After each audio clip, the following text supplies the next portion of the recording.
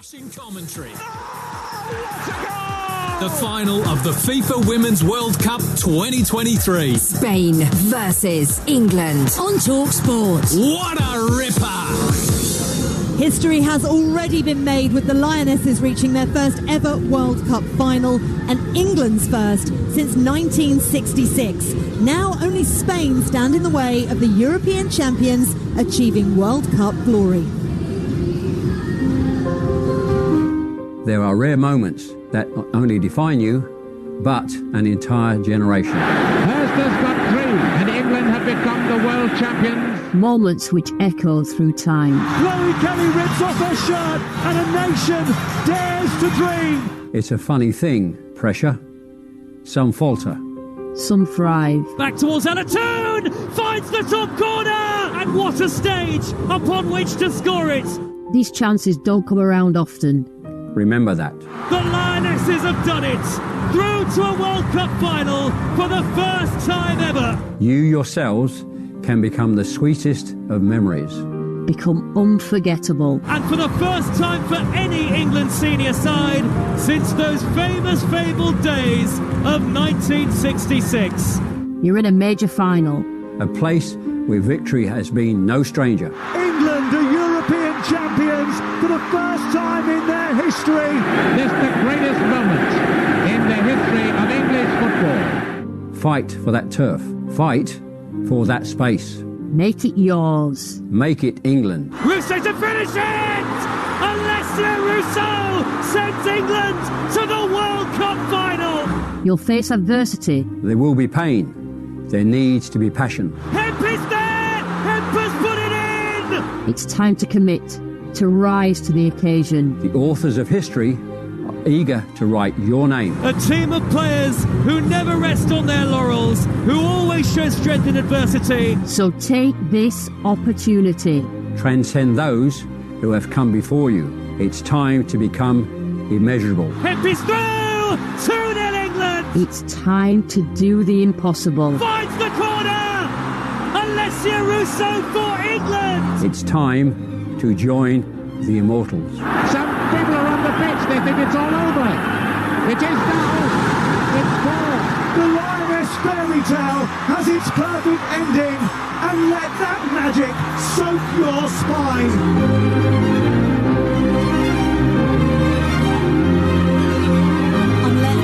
I'm letting it. Goosebumps again. And as Sir Geoff Hurst says, it's time to join the immortals. The Lionesses have that opportunity Lucy Ward spoke about today at the World Cup final. I'm Faye Carruthers, live from Wembley's Box Park. Fans have been queuing up since 7 a.m. this morning. Tickets sold out in just 8 minutes as well. And we're just a stone's throw from where the Lionesses won the Euros a little over a year ago. We partied here till the early hours. Then will we be partying into the early afternoon today? The front and back pages of the Sunday papers are dominated by the Lionesses. The legacy of that Euro success has seen 2.4 million more women and girls participate in football in the past 12 months. Just imagine what winning a World Cup could do. And what a rollercoaster ride this past 32 days down under has been. The highs of China, Colombia and Australia, the stress of a penalty shootout, the lows of Lauren James's red card, and don't forget the twists and turns of Kira Walsh's injury. Now all we need is the corkscrew to open the bottles to celebrate. That is at least 90 minutes away though, as England's journey culminates in a World Cup final against Spain in Sydney. 13 goals scored, 3 conceded, a tournament in which England boss Serena Wiegman has had to constantly find solutions to new problems. This time, with 23 players available, it's a really good problem to have. The big question, though, on everyone's lips is, will Lauren James start for the Lionesses after serving her 2-game ban for violent conduct? Should we find out? Team News is in. Let's say a very good morning to our match commentator, Joe Shannon. Good morning, Faye. Good morning, everybody. It's 6 minutes past 7 local time in Sydney on a dark night in the Australian midwinter. The floodlights are on at Stadium Australia, and England have elected to go with an unchanged side from the semi-final. That means that Lauren James, after her 2-match ban for her stamp on Michelle Alozie in the round of 16 win over Nigeria, has to make do with a place on the bench. as Serena Wiegmann keeps faith with the side that impressed so much in that last 4 win over the co-hosts. So it's Mary Earps in goal, Jess Carter, Millie Bright and Alex Greenwood the back three, Lucy Bronze and Rachel Daly are the wing-backs, with Georgia Stanway, Edda Toon and Kira Walsh in midfield. Lauren Hemp and Alessia Russo are the two up front. Everybody else is fit and firing and ready to go for England, so Lauren James is on the bench alongside Niamh Charles, Jordan Nobbs, Lotte Wubben-Moy, Esme Morgan, Laura Coombs, Chloe Kelly, who may well have a part to play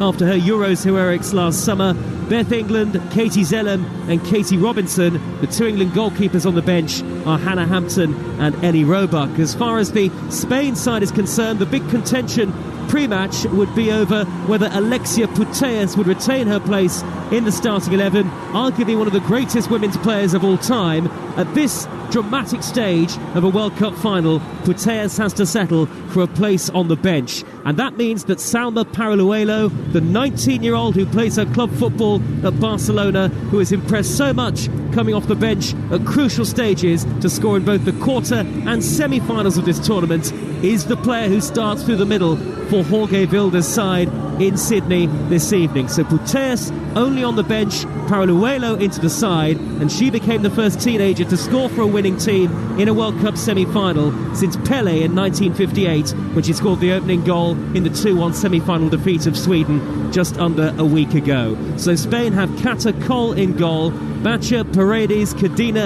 and Carmona the back four, Bonmarti, Abellera and Hermoso in the middle, Redondo and Caldente either side of Paraluelo up front. Faye. Thank you very much, Joe. Alongside Joe, an England legend who won a World Cup bronze medal back in 2015. Happy World Cup final day, Leanne Sanderson. Good morning, Faye. I'm so excited, honestly. I can't believe it. As if we're saying those words are coming out of our mouth. England women are in a World Cup final. How amazing is that? I know, every single time I say it, I get goosebumps again. It's just incredible. I really didn't think things could get better after that European final success last year. I can't believe that's just over a year ago. We were talking on the Women's World Cup Daily Show, weren't we, earlier in the week, about whether Serena Wiegmann decides to start Lauren James tonight or not. She has decided to leave her on the bench. Right decision for you? Yes and no. I mean, in Serena we trust. We always say that, don't we, Faye? I think, obviously, Lauren James is quite fortunate the players actually got to the final, because obviously she missed those 2 games, and just because they're here means that she's available. So it makes sense to me, you know, back-to-back games, unchanged lineouts. We've got that back 3 in there now. But I think, personally, I would play Lauren James because she's one of my favourite players to watch. But I completely understand why Serena Wiegmann would go with an unchanged team, bring her off the bench, bring Chloe Kelly off the bench and Beth England, and we win the World Cup. It's as simple as that, Faye. Oh, so easy. Don't worry. Let's just fast forward over the 90 minutes, shall we, and do it Leanne Sanderson's way. Jorge Vilda for Spain has gone the other way, decided to start the player that has come on as a super sub for them in Salma Paraluelo. We've spoken about the attributes that she has, but I mean, to start the game as well, what are England going to need to do to keep her quiet? Yeah, do you know what? It sounds crazy to say with Alexia Putellas being on the bench, but I think it's the correct decision. Paraluelo's come off the bench and scored 2 goals, you know, that have got them through. I think she's not just an impact player. Sometimes when you do those types of things, you could be kind of pigeonholed into being a super sub. I think Paraluelo will cause a lot of problems for this England back line. Yes, the back 3, Jess Carter, Millie Bright and Alex Green would have been exceptional during this tournament, but I think they would have preferred going up against, you know, Essa Gonzalez or Jenny Hermoso. I think that obviously Hermoso's still playing, but I think Paraluelo stretching the field will allow Hermoso to get underneath, and we saw that when she comes into the game, they look better. So if they can implement that game plan from the get-go, it's going to cause England a lot of problems. And obviously Bonmatí, you know, Pep Guardiola is saying she's the female version of Iniesta, coming from one of the best coaches, if not the best coach in the world, just about sums her up. She's a fantastic player, and I actually think she plays better when Alexia Putellas isn't on the pitch. We saw that with Barcelona this year, and Alexia Putellas will probably come off the bench. She isn't fully fit, Faye. We've seen that during this tournament. She started 3 games. She is the best player in the world, but she's coming back from an ACL injury. So, you know, she doesn't look at it, but definitely a player that they'll be looking to bring off the bench and can make that type of impact, because she does have the quality. Yeah, I'm going to let people into a little secret. We've still got our little WhatsApp group from the Euros last year, haven't we? The wonderful Talksport team that we had down here at Wembley, and that's exactly what you were saying in that earlier on, that Bonmati just flourishes without Putellas there. She wants to be the star, doesn't she? Just another quick one, Leanne. They are into the final, the Lionesses. They've already made history, but just try and sum it up for me if you can, what it would mean to actually go and win it. I think, it's hard to put into words. When I woke up this morning, I certainly felt like I was playing on my way in. I messaged a lot of my former teammates, Lucy Bronze, Alex Greenwood, a lot of the players, Kira Walsh as well, to say good luck and bring it home, and it's nice that they responded as well, because when you're preparing for a game like this, your phone doesn't stop going off. But these are the moments you play for. This is why, I started playing football as a 5-year-old. You're living your dream. And to play in a World Cup final, I got to the semi-finals of England in 2015. I played in the European Championship final in 2009. And these are the moments you play for. And I genuinely believe, under Serena Wiegmann, we can definitely do this. I absolutely agree with you, 100%. And I mentioned that team that we had at the helm of the team, our GOAT at the top was Talksport's Adrian Durham, and I'm delighted to say he's with me here at Box Park. You've disappointed me though, Aid, I have to say. Look, I've smartened it up. I've got a blazer on top of my Lionesses shirt. You always bring the England magic, and today, no England shirt. I woke up and I thought it's going to be a bad omen for some reason. I thought, I've got 3 England shirts. I thought, no, I'm not going to do it. It's a shirt, it's a jacket, it's a World Cup final day. But what I also woke up with was emotion. I mean, I started to feel a bit teary, I was going to have a little weep earlier today, because they're in a World Cup final and it means so much. And I'll take you back to November 2021. I was at Doncaster for a qualifier. England beat Latvia 20-0. I was alongside the brilliant Flo Lloyd-Hughes that night. We had an absolute blast. And then it was trying to persuade people, well, actually, there's an underdevelopment in various countries. That's why football there's such a gulf between some nations. Just a week before, England's men had gone to San Marino and won 10-0. So it's no different in the men's game as well. But all that persuasion has been helped along by England winning the Euros and now England in a World Cup final. And even though pre-tournament I tipped Spain, I'm so desperate to be wrong.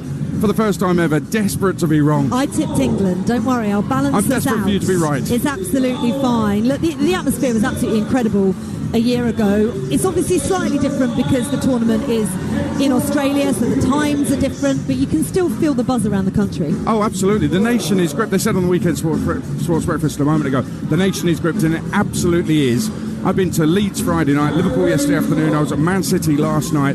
Everybody wanted to talk to me about this World Cup final and whether I thought England were going to win it. It was the main topic of conversation. And you come here, 1,500 people buzzing in here, and this is what it was like pre-Euros for the men. So there seems to be no difference whatsoever. If you can't... Look, you're a football fan, you love England, this ticks the boxes. So if you're not into this, I'll be very surprised. So yeah, the nation is gripped, no doubt. Yeah, listen, Stadium Australia is the venue where England will face Spain, hoping to bring it home. The Lionesses have already knocked out co-hosts Australia there. Could it be a lucky omen? It was also the scene of Johnny Wilkinson's drop kick to win England the Rugby World Cup 20 years ago. Our England reporter for this tournament, Courtney Sweetman-Kirk, is there in Sydney. I've got massive FOMO, Courtney. What's the atmosphere like?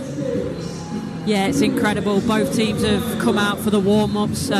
Big cheers for both. I think it's quite an even split, actually, of England fans and Spanish fans, and just going through the warm-ups now. But even before the game, I think we were there 4.5 hours early, and even round the stadium it was buzzing. So I'm expecting a fantastic night. Have the Australians switched allegiances now they're out?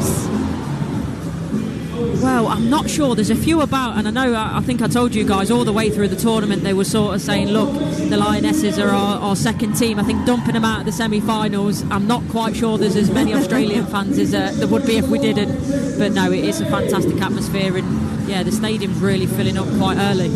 So the players have just come out for their warm-ups. Have you noticed anything yet? Everyone looking good? Yeah, nothing specific, but yeah, everyone's looking good. Obviously, goalkeeper's always out earlier, so they were going through their drills for a while, but just watching Spain now, they're going for a bit of a rondo, quick 1-2 touches as you'd expect from them, and the England girls are just going through their sprints, getting ready to go into the ball work. Looking forward to it. Speak to you soon, Courtney Sweetman-Kirk at Stadium Australia in Sydney. You're listening to the FIFA Women's World Cup 2023 on Talksport in association with Xero Small Business Accounting Software. Dream bigger. The FIFA Women's World Cup 2023 live on Talksport with Xero. Small business accounting software and proud partner of the FIFA Women's World Cup 2023. Dream bigger. Want to dial life up a notch? Well, in the Maldives, things are dialed way up. Relaxation is elevated to a national sport. The sea is not just clear, it's Ultra HD crystal clear.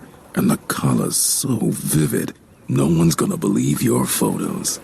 But this, my friends, is reality, just on another level. Visit the Maldives with Virgin Atlantic Holidays. Book now. Hey, Harry. Hello, mate. Who'd you fancy in the big match?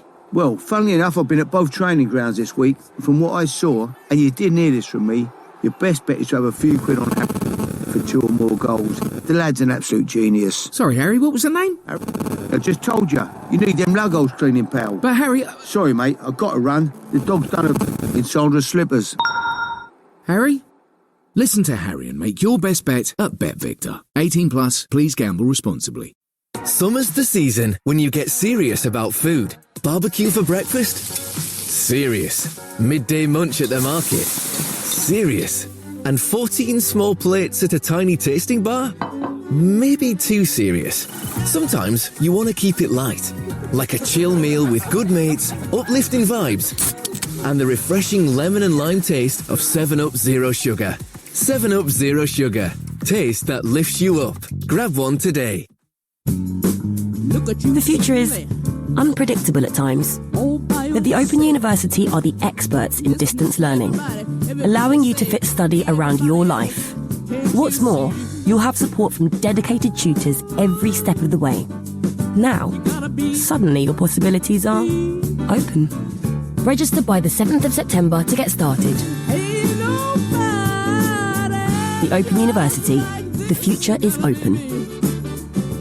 Calling all McCrispy lovers. Your favourite chicken burger has been remixed with delicious smoky bacon, hot and spicy mayo, and a caramelised onion relish.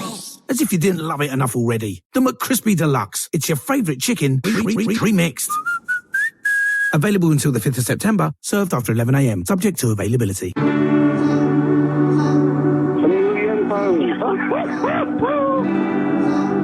Is this a wind-up? It has to be a wind-up. Apart from the birth of my children, this is the best phone call I've ever received in my life. This is what it sounds like when people win big with the National Lottery. Will you be next? The National Lottery. It could be you. Rules and procedures apply. Players must be 18 or over. Squeezing across the chest. A feeling of unease. That sense something's not right. It can be easy to dismiss the early signs of a heart attack, but it's never too early to call 999 and describe your symptoms. Your NHS is here for you. The final of the FIFA Women's World Cup 2023.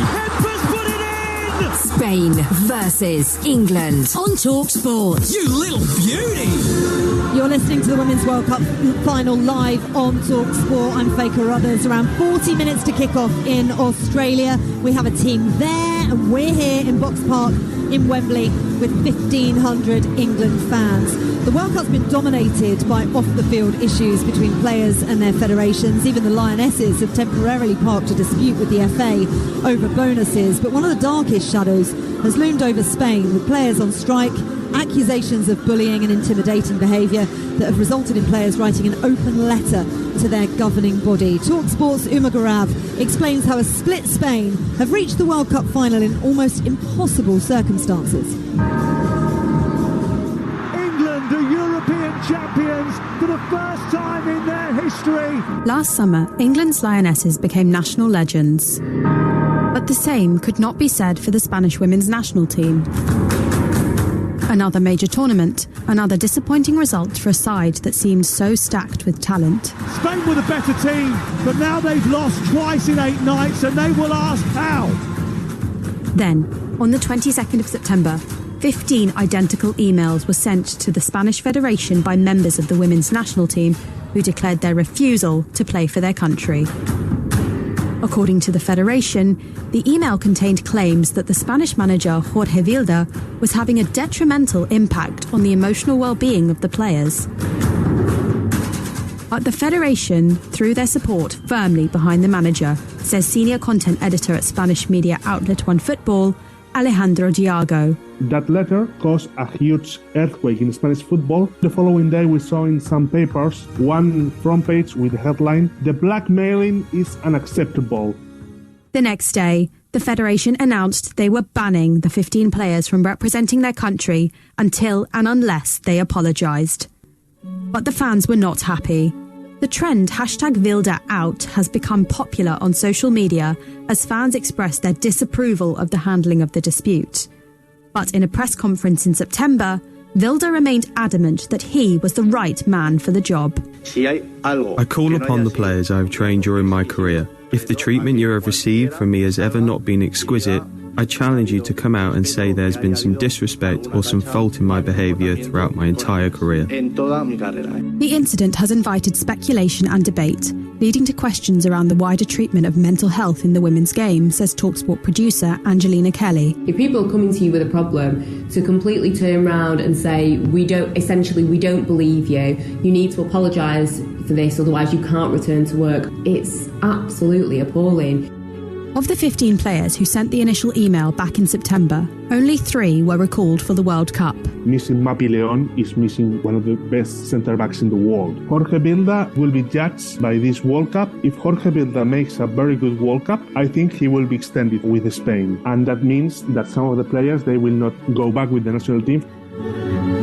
Despite turmoil and controversy, Spain have made it to the final of the 2023 Women's World Cup. And when they take to the pitch to face the Lionesses, far more than just a world title will be on the line. Brilliant stuff there from Talksport's Uma Garav, just giving us all the background on what Spain's players have had to go through to get to this point. Adrian Durham and former England striker Leanne Sanderson are with me. I mean, Leanne, it's quite incredible they've even made it to this point. You know, it's been highlighted when you see the photos after the semi-final win over Sweden that the players didn't even celebrate with the manager. Relations have just seemed frosty throughout. Yeah, and I think you have to give a lot of admiration to the players that are actually there. I think 12 of them are not there. Some of the best players in the world, Mapi León, Patri, Paños, Pina, you know, the list could go on that are not there. But the players that are there, you can see sometimes these things can bring you closer together.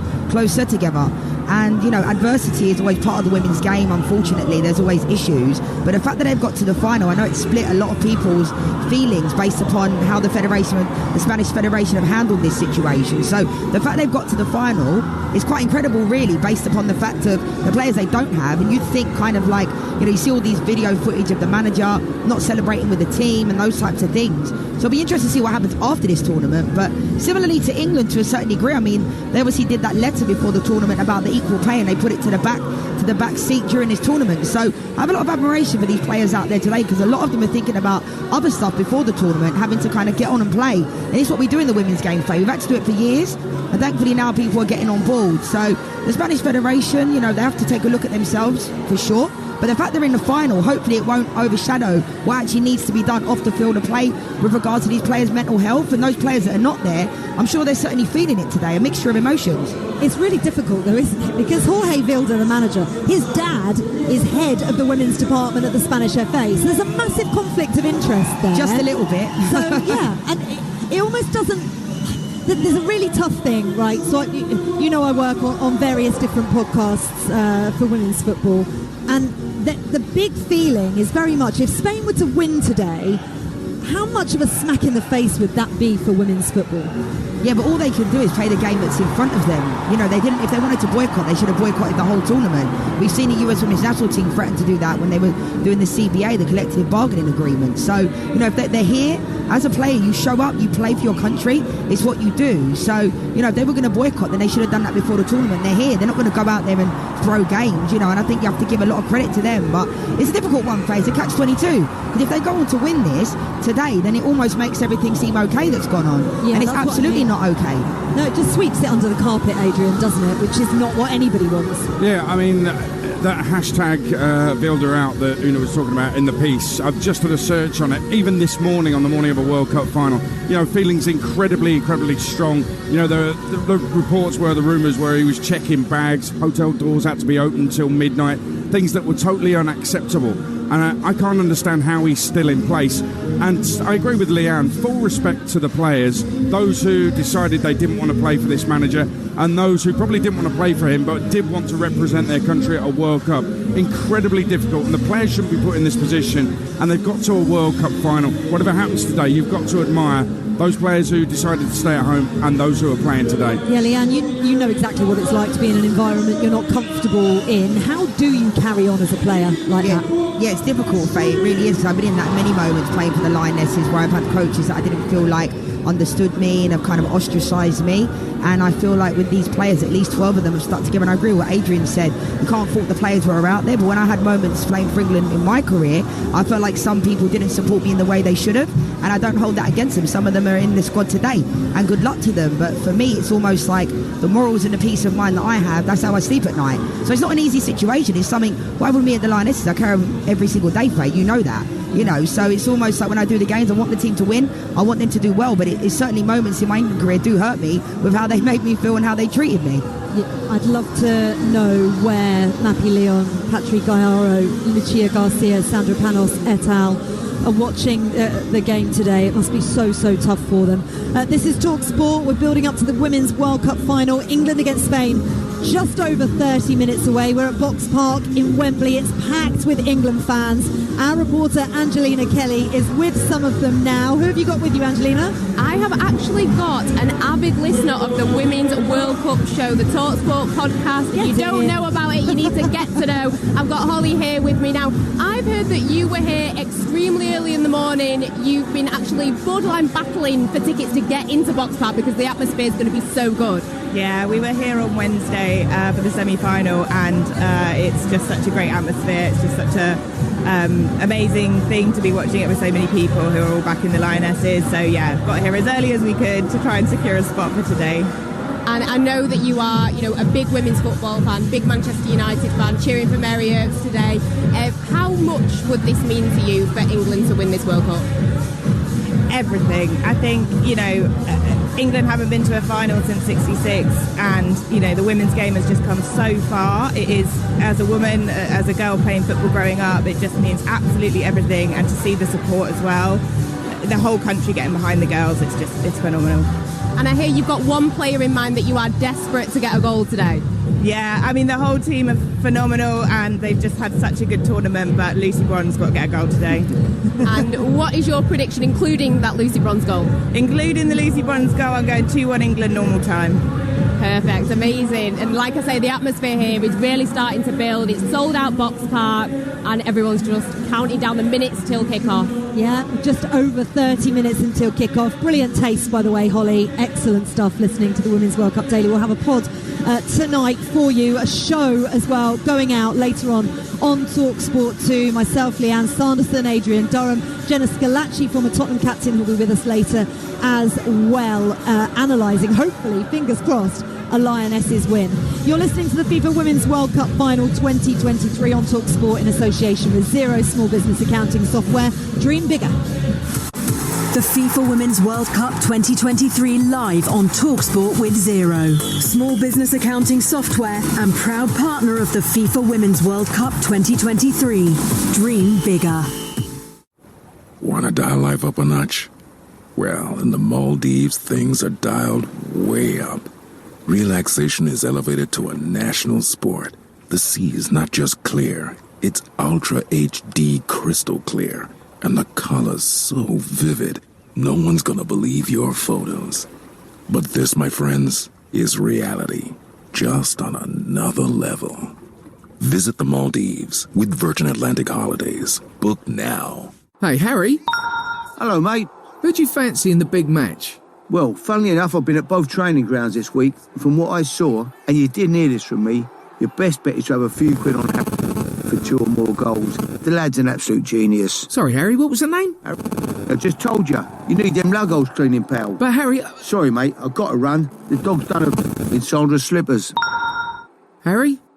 Listen to Harry and make your best bet at BetVictor. 18 plus, please gamble responsibly. What's twice as epic but half the scale? Oh, a riddle. Is it a mini go-kart? They're pretty epic. No, it's my new Samsung Galaxy Z Fold 5, which unfolds into a huge double screen. Multitask on 3 apps at once. Oh, cool. Got any racing games on it? Join the flip side and buy the Galaxy Z Fold 5 from Samsung.com. Get up to £650 off when you trade in your eligible old smartphone. Purchased by 5th of September. £650 based on Galaxy S23 Ultra 256GB. Values vary by model and condition. T's and C's apply. Just one cornetto, give it to me. Give me cornetto, from walls I scream. Come on, Britain. While temperatures are down, you might need a jacket.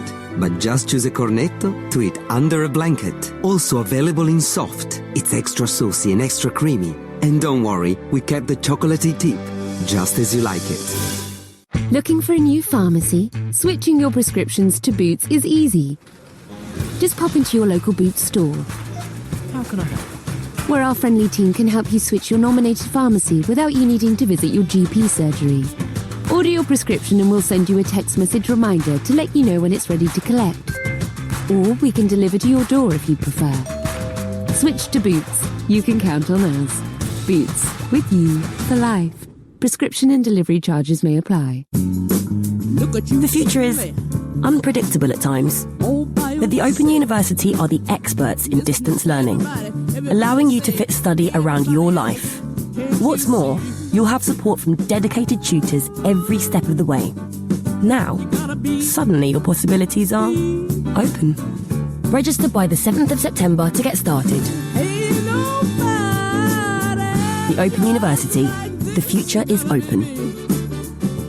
To UK trade account holders till the 2nd of September, so get to your local Howdens depot. And don't forget, we offer free design appointments too. T's and C's apply. Excludes VAT at 20%. Visit howdensrooster.com/spintherooster/terms. At Barclays, we know money can be tricky to navigate.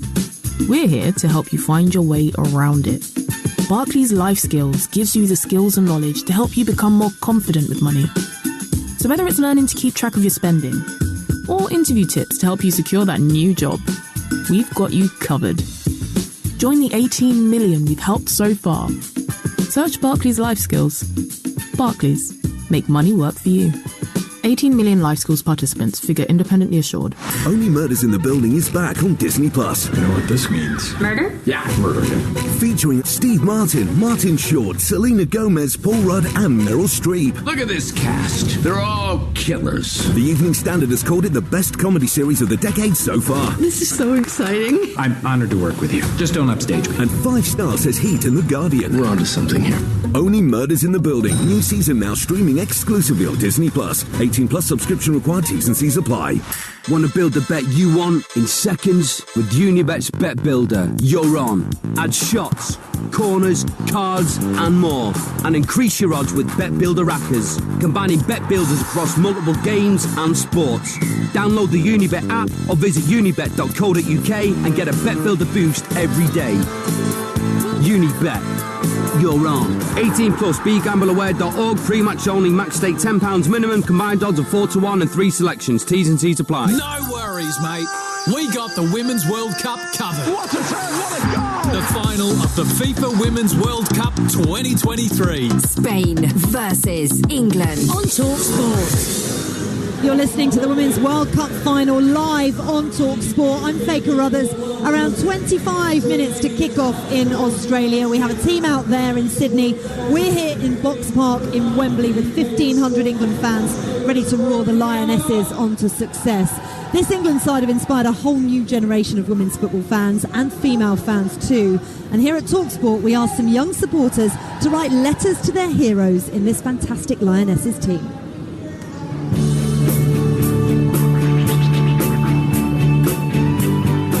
The middle, through towards Russo. Russo in the area. Russo to finish it!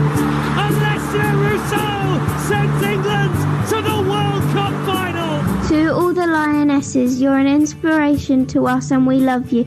Good luck for Sunday from Flossie. You inspire me and I hope one day I can also be a Lioness and play in the World Cup just like you. Do it for England. Come on, the Lionesses. Take two. Georgia Stanway makes no mistake.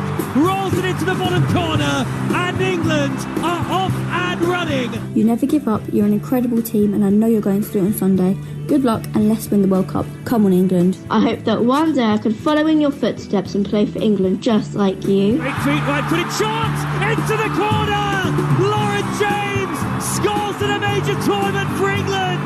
What a moment! Hi Lionesses, it's Cinders from Watford, Rachel from Watford, Frankie from Watford, Noah from Watford. And we just all want to say, we believe in you and good luck for the final. Chloe Kelly from the spot to send England into the quarter-finals! She does! I will try my hardest every day to be just like you so I can inspire the Chloe Kellys, the Alicia Russos and the Brooke Toolans of the future. Come on, England, bring it home. And the goalkeeper's dropped it. It may be put home. It is. Hemp equalises for England. To the Lionesses, my name is Evie and I'm your biggest fan. As a 12-year-old girl who loved playing football, you've inspired me so much and I can't wait to watch you in the World Cup final. They're going to be in a World Cup final, the Lionesses, for the very first time in Lionesses history. Dear Lionesses, over the last few years, you girls have become my heroes and have inspired me so much. Go and lift the trophy for everyone back home. Come on, England! Oh, amazing. I wish I could play that to the girls before they go out in the tunnel. I mean, I know they've got other important things, but this is the most important thing, isn't it? Inspiring huge, huge change. World Cup bronze medalist with England, Leanne Sanderson, and Talksport's Adrian Durham are with me. I mean, the FA's inspiring positive change strategy outlined 8 transformational objectives to be achieved, Leanne, by 2024. And that open letter from the Lionesses in 2022 asking for every primary school-aged girl in England to have equal access to football in schools was finally achieved in March this year. It's just incredible what legacy this group have made already. Absolutely, and I think visibility is everything. I think the timing is everything as well. You know, obviously everybody bought into the TV coverage, radio coverage, showing the games. Everybody can make their own judgments about the players. And I think these players have always been those kind of role models. As a female player, you always are a role model. But then at the same time, now people can visibly see that. And girls, seeing is believing, Faye. And I think back in the day, you know, one game a year used to be on the TV. That was their FA Cup final. Now young girls, even young boys, can see these girls and aspire to be them. And it's so fantastic. And you see now, you know, young boys walking down the street in a Leah Williamson jersey and Alessia Russo jersey on. Those days when I used to walk down the street in my Manchester United shirt, I used to get comments, I used to get people saying stuff. Those days are gone. So the visibility is there in partnership with the fact they won. They're absolute rock stars. They deserve all the accolades they're getting, and long may that continue. And I think people used to say to me, when is women's football going to go to another level? When is it going to be on the television? I said, you know what, I don't know the answer to that. I did not imagine in the space of a year and a half how much the women's game is more visible now. You know, you saw the billboards at Tower Bridge, London Bridge last year. And I said, if people don't know about something, how are they supposed to come? Now everybody can see it visibly, and long may that continue. It will no longer be a conversation of us selling out stadiums. It's the new norm, and long may that continue, Faith. Yeah, sell-out crowds, 2 at Wembley for USA, and the finalissima against Brazil as well. On the road, sellouts too. And this stat fascinated me. Awareness of the England senior women's team has more than doubled since June 2022 in girls aged 5 to 16 in England. And Adrian, that's exactly what Leanne is saying. You have to see it to be it and believe it, and finally they can. Yeah, the visibility is there, as Leanne was saying, and I think I want to give you a man's point of view on this. About 20 odd years ago, my daughter was about 2 or 3, took her to her first women's game. It was an Arsenal European tie. Emma Byrne was in goal, Leanne's old teammate, absolutely magnificent. It kind of took me by surprise because the narrative around female goalkeepers was that they were all terrible, all going to make mistakes, all 5'0". She was fantastic, the best women's goalkeeper I've ever seen. Ellen Maggs up front that day was absolutely magnificent, and that started my interest. But I've been guilty of it in the past, like many others, of kind of dismissing women's football as not being as good as men's football and dismissing it for that reason. I think the big legacy is that a lot of men will understand that actually this is really good quality. It is competitive football as well. Yeah, there's the legacy of the visibility and the investment that's come into football. Girls' dreams not being dismissed. They can now go on and play for England. They've seen women do that, and they can be winners with England as well. But I think from a man's point of view, there's far more understanding because the context is there. We now understand the history of why women's football was banned, why that was so wrong, and that's led to the underdevelopment of the game in this country and around the world as well. So I think that context is a huge part of the legacy, the understanding. And I also think we've got to stop comparing. There is no direct comparison because of the history of the women's game and what it's had to contend with. And I spoke to Andy Jacobs on Hawksby and Jacobs earlier on this week about that. It's like, why is there always this constant comparison going on? It's a grey area, I think. When we heard earlier, Pep Guardiola says Bon Mati is the Iniesta of women's football. Of course, people think that's a comparison. I kind of get why it's a grey area, so I'm kind of relaxed about it, but I do agree with you. Just treat it as women's football. It's fantastic. Absolutely. And the woman who's been behind the success of the Lionesses in recent times, of course, is Serena Wiegmann. And I mentioned earlier on the amount of solutions she's had to find before this tournament and then during it as well. She says they've always got a good plan in place for whenever the team is hit by injuries or suspensions. What we do all the time, you know that we have a team of 23. When we came here, we were 25, so if someone would get injured, we had 2 players ready to jump in. And you also make a plan, so if someone get injured, what's the next step for the team? Who's then ready to play? And that's what you try to do all the time. And of course, when someone gets injured, it's first of all really disappointed and sad for the player herself, but for the team then too. But it also gives a chance for someone else to step up and then show what you can do and take responsibility. And that's what this team has done again, and over again, because we had some more things to overcome during the tournament. And I think so far we have showed so much resilience and found a way to win all the time. Yeah, they find a way to win and they have that resilience. And I love the fact that Serena Wiegmann always just says the team. She takes no credit whatsoever for where they've got to, which is quite incredible, bearing in mind she has an unprecedented achievement of reaching 4 consecutive finals, which is just mental. It's 2 countries she's done that with. I feel as if her achievement is so underestimated, Leanne. 2 countries that had they weren't the favourites going into these tournaments today. I think that's massive, and I absolutely love Serena Wiegmann. You know that, Faye. We talk about her all the time, and I'm just so delighted that she is with the Lionesses. She's been a big catalyst after Phil Neville. He came in, didn't quite work out. I love Phil Neville, but it didn't work out with the Lionesses, and she's come in and just taken this team to another level, and I just hope we can keep hold of her. I genuinely do. Not talking about men's football, talking about the fact the US Women's National Team just parted ways with Vlatko and Donosky the other day. There's been rumours about them wanting her, and I just hope we can keep hold of her. I know she's come out and said she'll stay with us. She's got a contract till 2025, but she is just massive with this team. How amazing is she? She is incredible, and you expect a coach like that to be linked with every single job, but too late, USA. You got knocked out of the last 16 stage. She's with a successful team now. Adrian, all the links with Gareth Southgate's job and taking over the men's team. My personal opinion is that's not the conversation for right at this moment, and why every time a female coach is successful do they immediately have to be linked with the women's game? What's your take on it? Exactly that. I think if you look at it in isolation, we should be focusing on a Women's World Cup final rather than should she take over from Gareth. He's got to focus on the Euros next summer as well. So you're right, it's not a conversation for right now. In isolation, would she be good enough to take over the England's men's team? I can't understand a reason why not. I was listening to White and Jordan last week and saying, well, the women's level is women's game's at a certain level. It's got to get to another level before we can consider it. I'm thinking, hang on a minute, I don't understand it. This is about managing individuals, putting together a team, coaching a team as well. For me, she's ticked all those boxes, but I'm really glad she's managing the England women's team. And as long as she doesn't go to the US, I'm fine with her staying with the England women's team. Yeah, I absolutely agree with you on that. You're listening to the Women's World Cup final live on Talksport. Stay with us because kick-off, England versus Spain, just over 15 minutes away here on Talksport.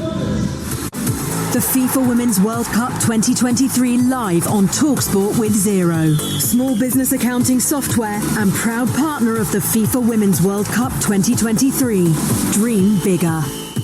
Does great tasting food have to cost more? At Asda, we're pitting ourselves against luxury shops in blind taste tests, and the results might surprise you. Like Asda's extra special white sourdough ball, made with an 8-year-old starter, 64% of people said they were tastier than Harrods' signature sourdough. Yes, that's Harrods. Asda, that's more like it.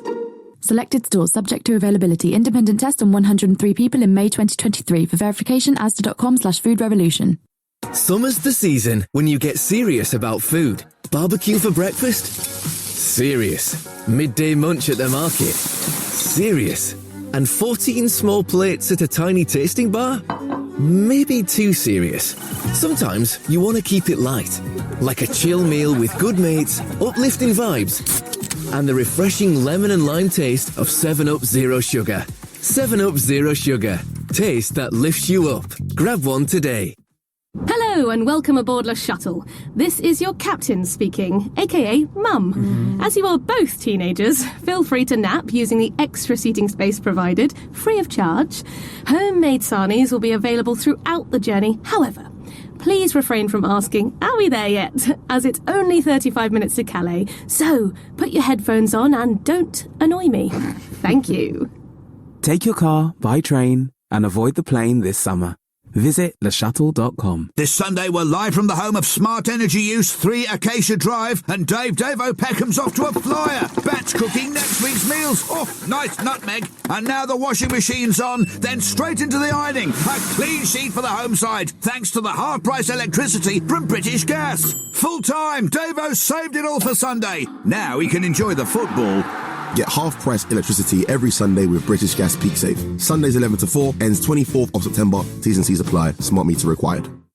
Cup final live on Talksport. I'm Faye Carruthers with just over 10 minutes until kick-off in Australia between England and Spain. We have a team out there in Sydney. We're here at Box Park in Wembley with 1,500 England fans getting ready to support the Lionesses as they go for World Cup glory.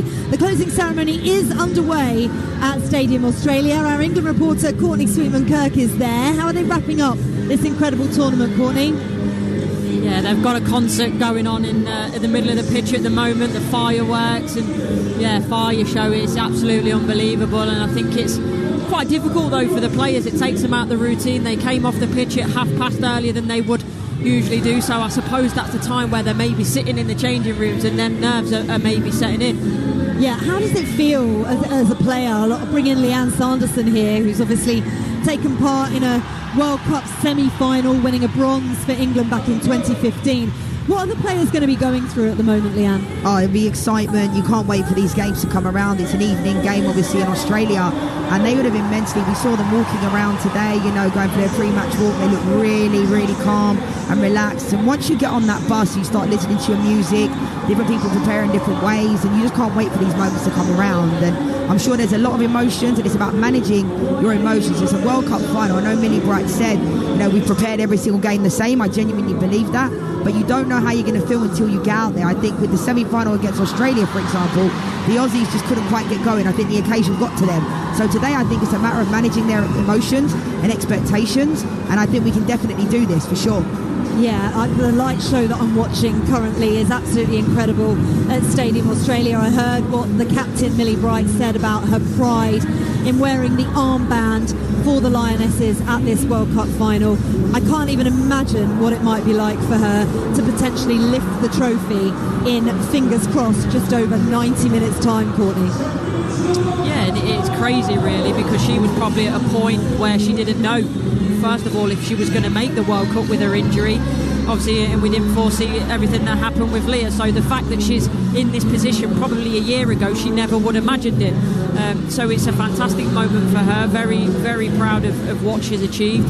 But again, yesterday she looked really calm, really composed, and very grateful for the opportunity. But as I've always said throughout this tournament, there is such a sort of a calm, quiet, I wouldn't say confidence, but just focus about this team, which in turn I think for me makes me feel a lot calmer going into this game as well. we can hear the strains of Atomic Kitten, Southgate, You're the One, but it's Serena, You're the One. I love this song, and the flags and draped around the shoulders of all the fans here at Box Park is absolutely incredible. I feel so nervous, Adrian Durham, but excited at the same time. What is it that this England side bring to the country in terms of the togetherness that you see today? By the way, I was about to start singing then, and I realised my mic was live, and that would have been the day the music died. Thank you for saving us. You didn't need that, especially ahead of this huge game. Listen, there is a togetherness with the team, and I think that transmits to everybody. And England have to be a team today. I'm glad they're unchanged because they played so well against Australia. Spain can pop it around, zip it around, and they can pass around anybody.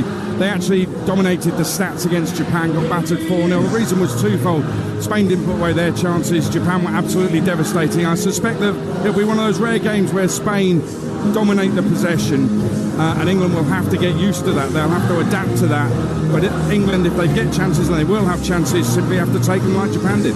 England did adapt to it in the quarterfinals of the Euros, Leanne Sanderson, didn't they? And Serena Wigman had said before that game that they would have to cope with being frustrated at times. Bearing in mind what happened with Lauren James in the Nigeria match and the frustrations that overspilled seeing her then sent off, I feel like this is a lesson that the England team have learned. Yeah, and I think they overcome every single challenge that's thrown in front of them. The game against Spain in the Euros last summer when Georgia Stanway scored that amazing goal. Rachel Daly was playing in at left back. You know, now she's playing in that more advanced role, kind of like a wing back now as well. So she had a really torrid first half, made up for it in the second half. And I think this is a real team effort.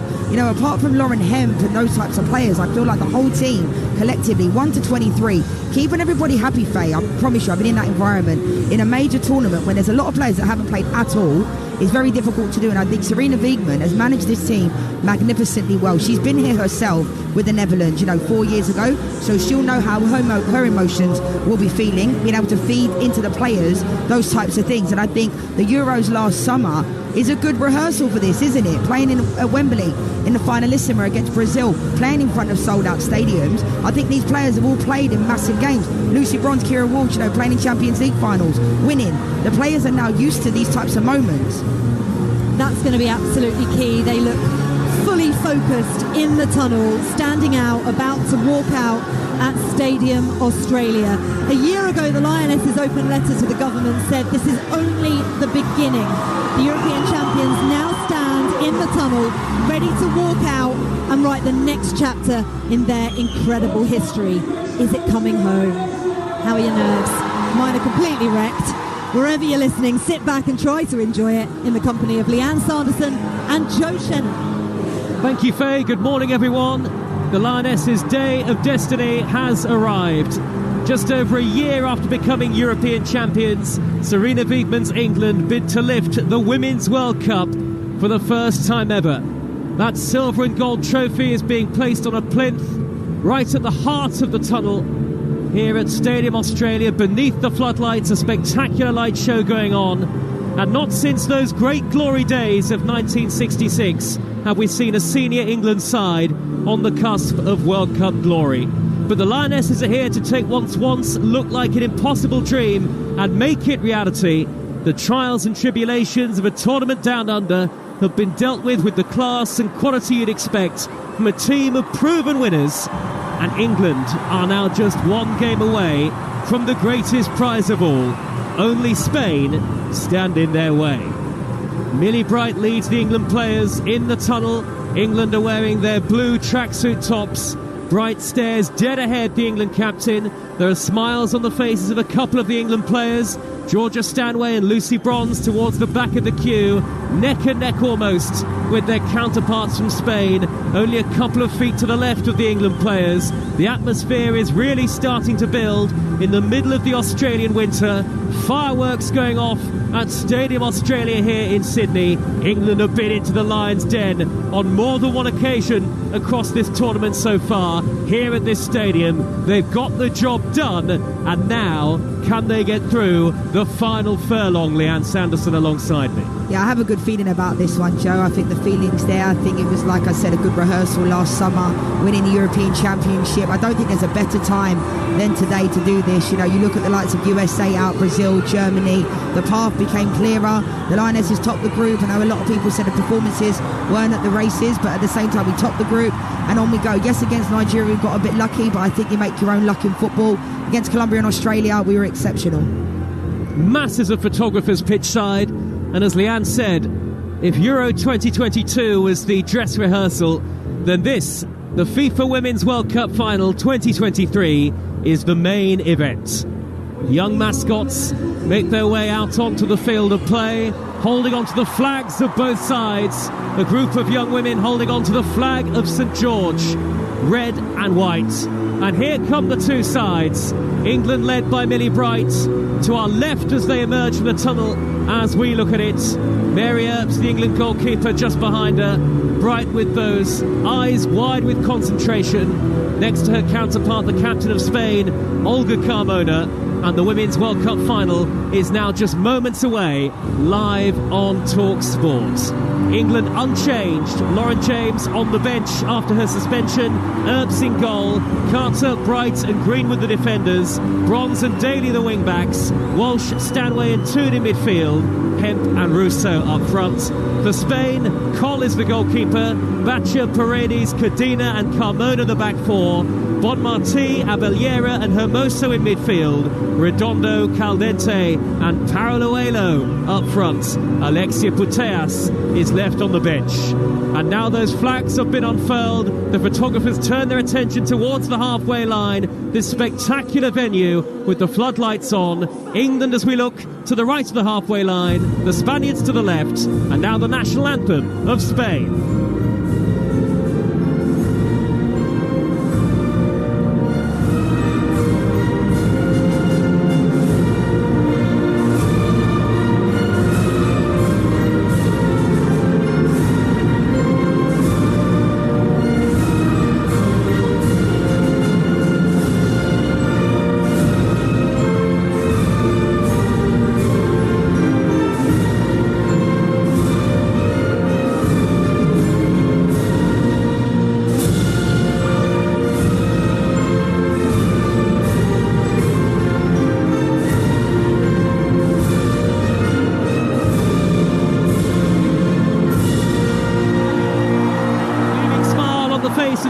Coach Jorge Vilda, a man under great pressure before and during this tournament, but Spain just a game away from glory, as are England. You know this one.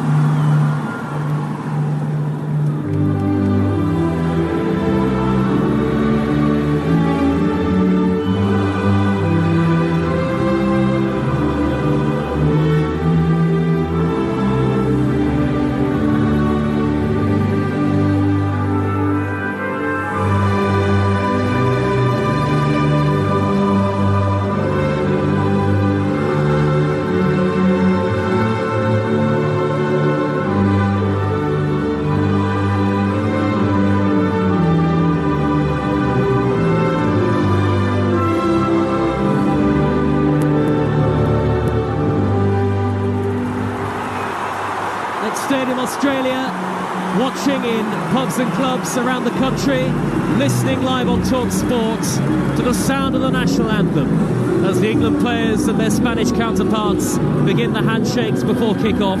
This, the greatest stage of all.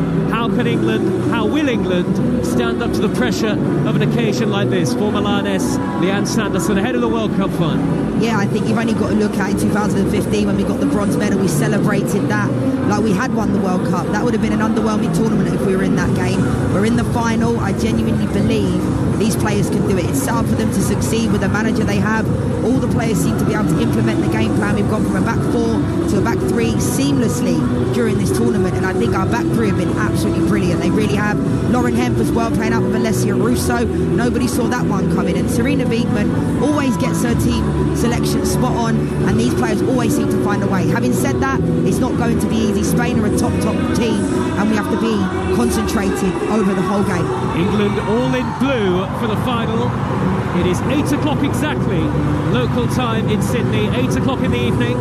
Relatively mild for the middle of the Australian winter. England in their sky blue shirts and shorts with dark blue trim and white socks. Spain in the red shirts, dark blue shorts and dark blue socks. This is one of 450 live commentaries across the Talksport network that we'll be bringing you across the course of this season.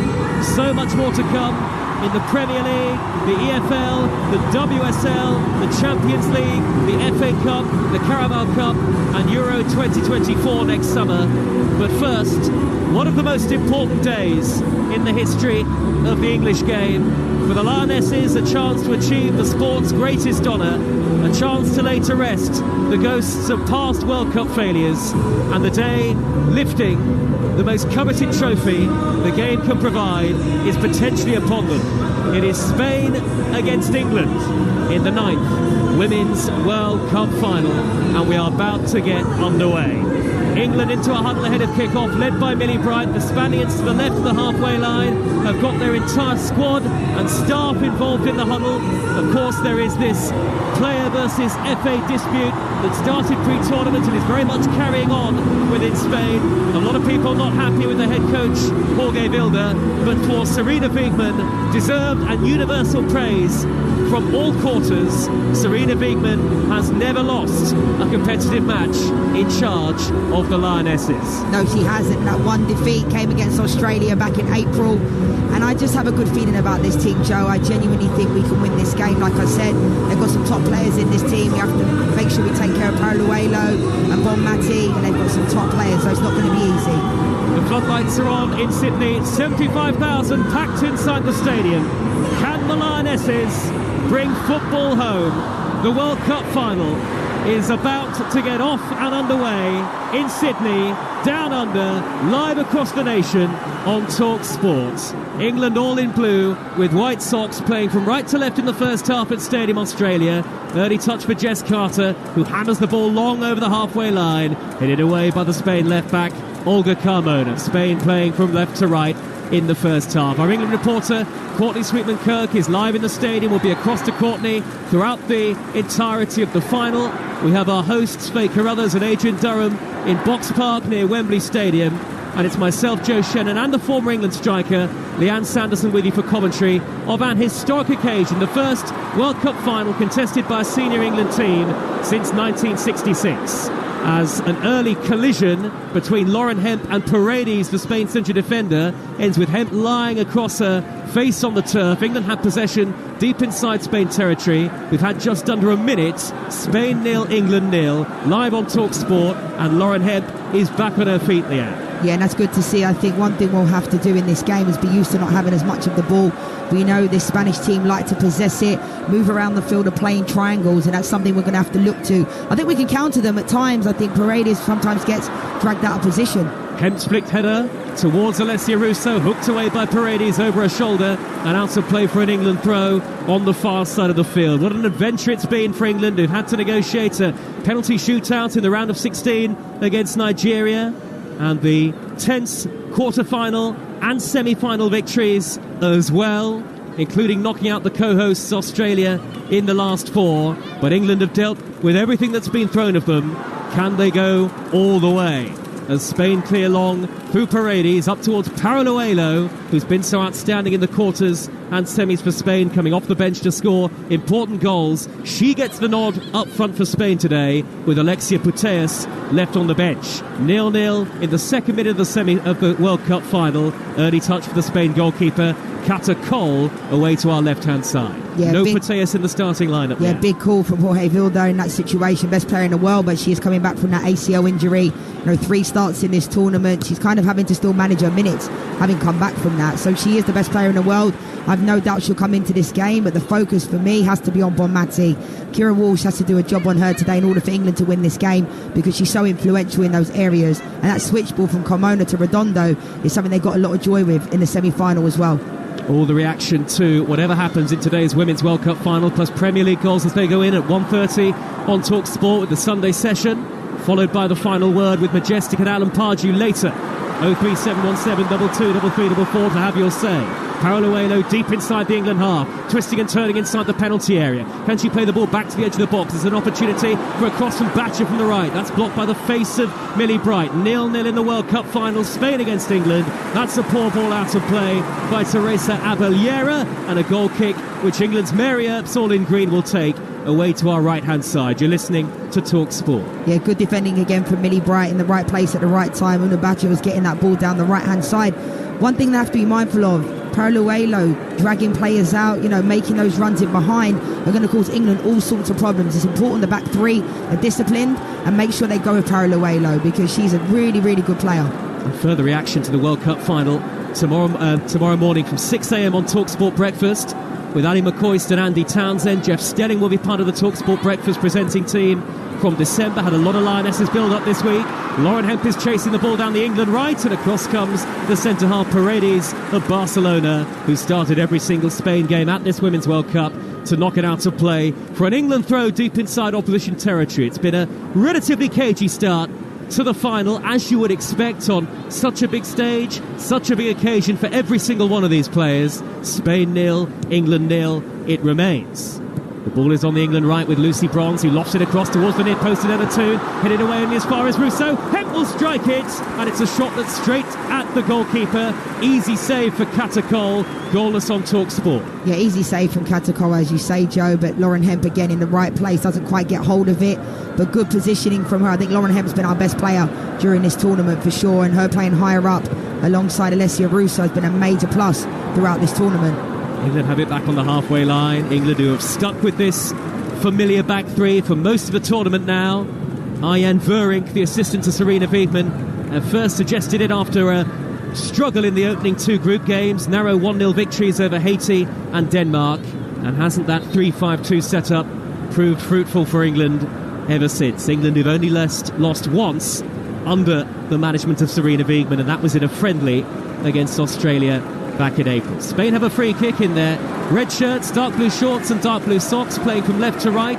Plenty of England fans in the stadium. We can see crosses of St George, left, right and centre. And the ball is with the Spain left back Carmona, who feeds it forward towards the halfway line of Bonmatí, and now Abellera, who sits deepest lying of the three midfield players, midway inside her own half. Bonmatí driving forward menacingly into England territory. Wide to the right-hand side is Redondo. Redondo flicks it a high cross to the far post. It's beyond everybody. Kept in play on the far side, the Spain left by Caldente. And now the number 10, Jenny Hermoso, to deliver. Only half cleared by Jess Carter. Bonmatí, dead ball line. Scoops it across all the way to the far post. Redondo is there, but her first touch was a heavy one. It's gone out of play, and England have a goal kick. Spain 0, England 0, 6 minutes gone, and here's former Lioness Leanne Sanderson. You can see just how good Spain are when they break with Bonmatí. It was a great way to pass to Redondo. I don't really know why she hit it on the run. Redondo had a little bit more time maybe to set herself to put the ball into the box, but fantastic play again from Bonmatí,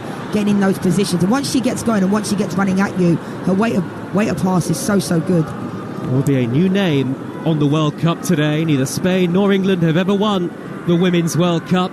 And for Spain, it's their first ever major tournament final. Here is Ona Batcher, formerly of Manchester United for them, on the halfway line, the right back, but a ball up the inside right channel is cut out by England's Alex Greenwood, who's been so outstanding at the left side of centre defence. One of England's most underrated and underappreciated players, but it really does say something that she's been a firm fixture in this England side throughout the tournament, Leanne. Yeah, I think Alex Greenwood again has been so brilliant, and in the Euros last summer wasn't starting, got hardly any minutes. I thought she was quite unfortunate because Rachel Daly started in at left back, and in tournament football Alex Greenwood always seems to be that player that would miss out, even when she was my teammate. So I'm delighted to see that she's finally getting the recognition she deserves. Her left foot is like, she has that ball on a wand. She has a rope. It's literally, the ball down the channel is fantastic, but her positioning, I think she's grown into that position, and I think it really helps that back three. It helps players like Alex Greenwood to be able to shine more, and she's so comfortable on the ball.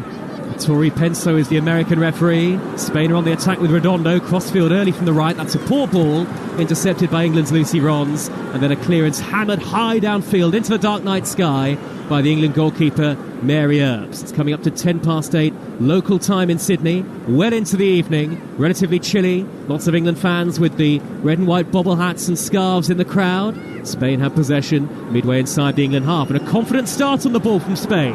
Hermoso playing it through the middle, almost a perfect pass for Redondo, excellently well cut out by Alex Greenwood of England. Back it goes to Lucy Bronze in the right back position. It's still Spain 0, England 0. Neither goalkeeper has been tested inside the opening 8 minutes of play.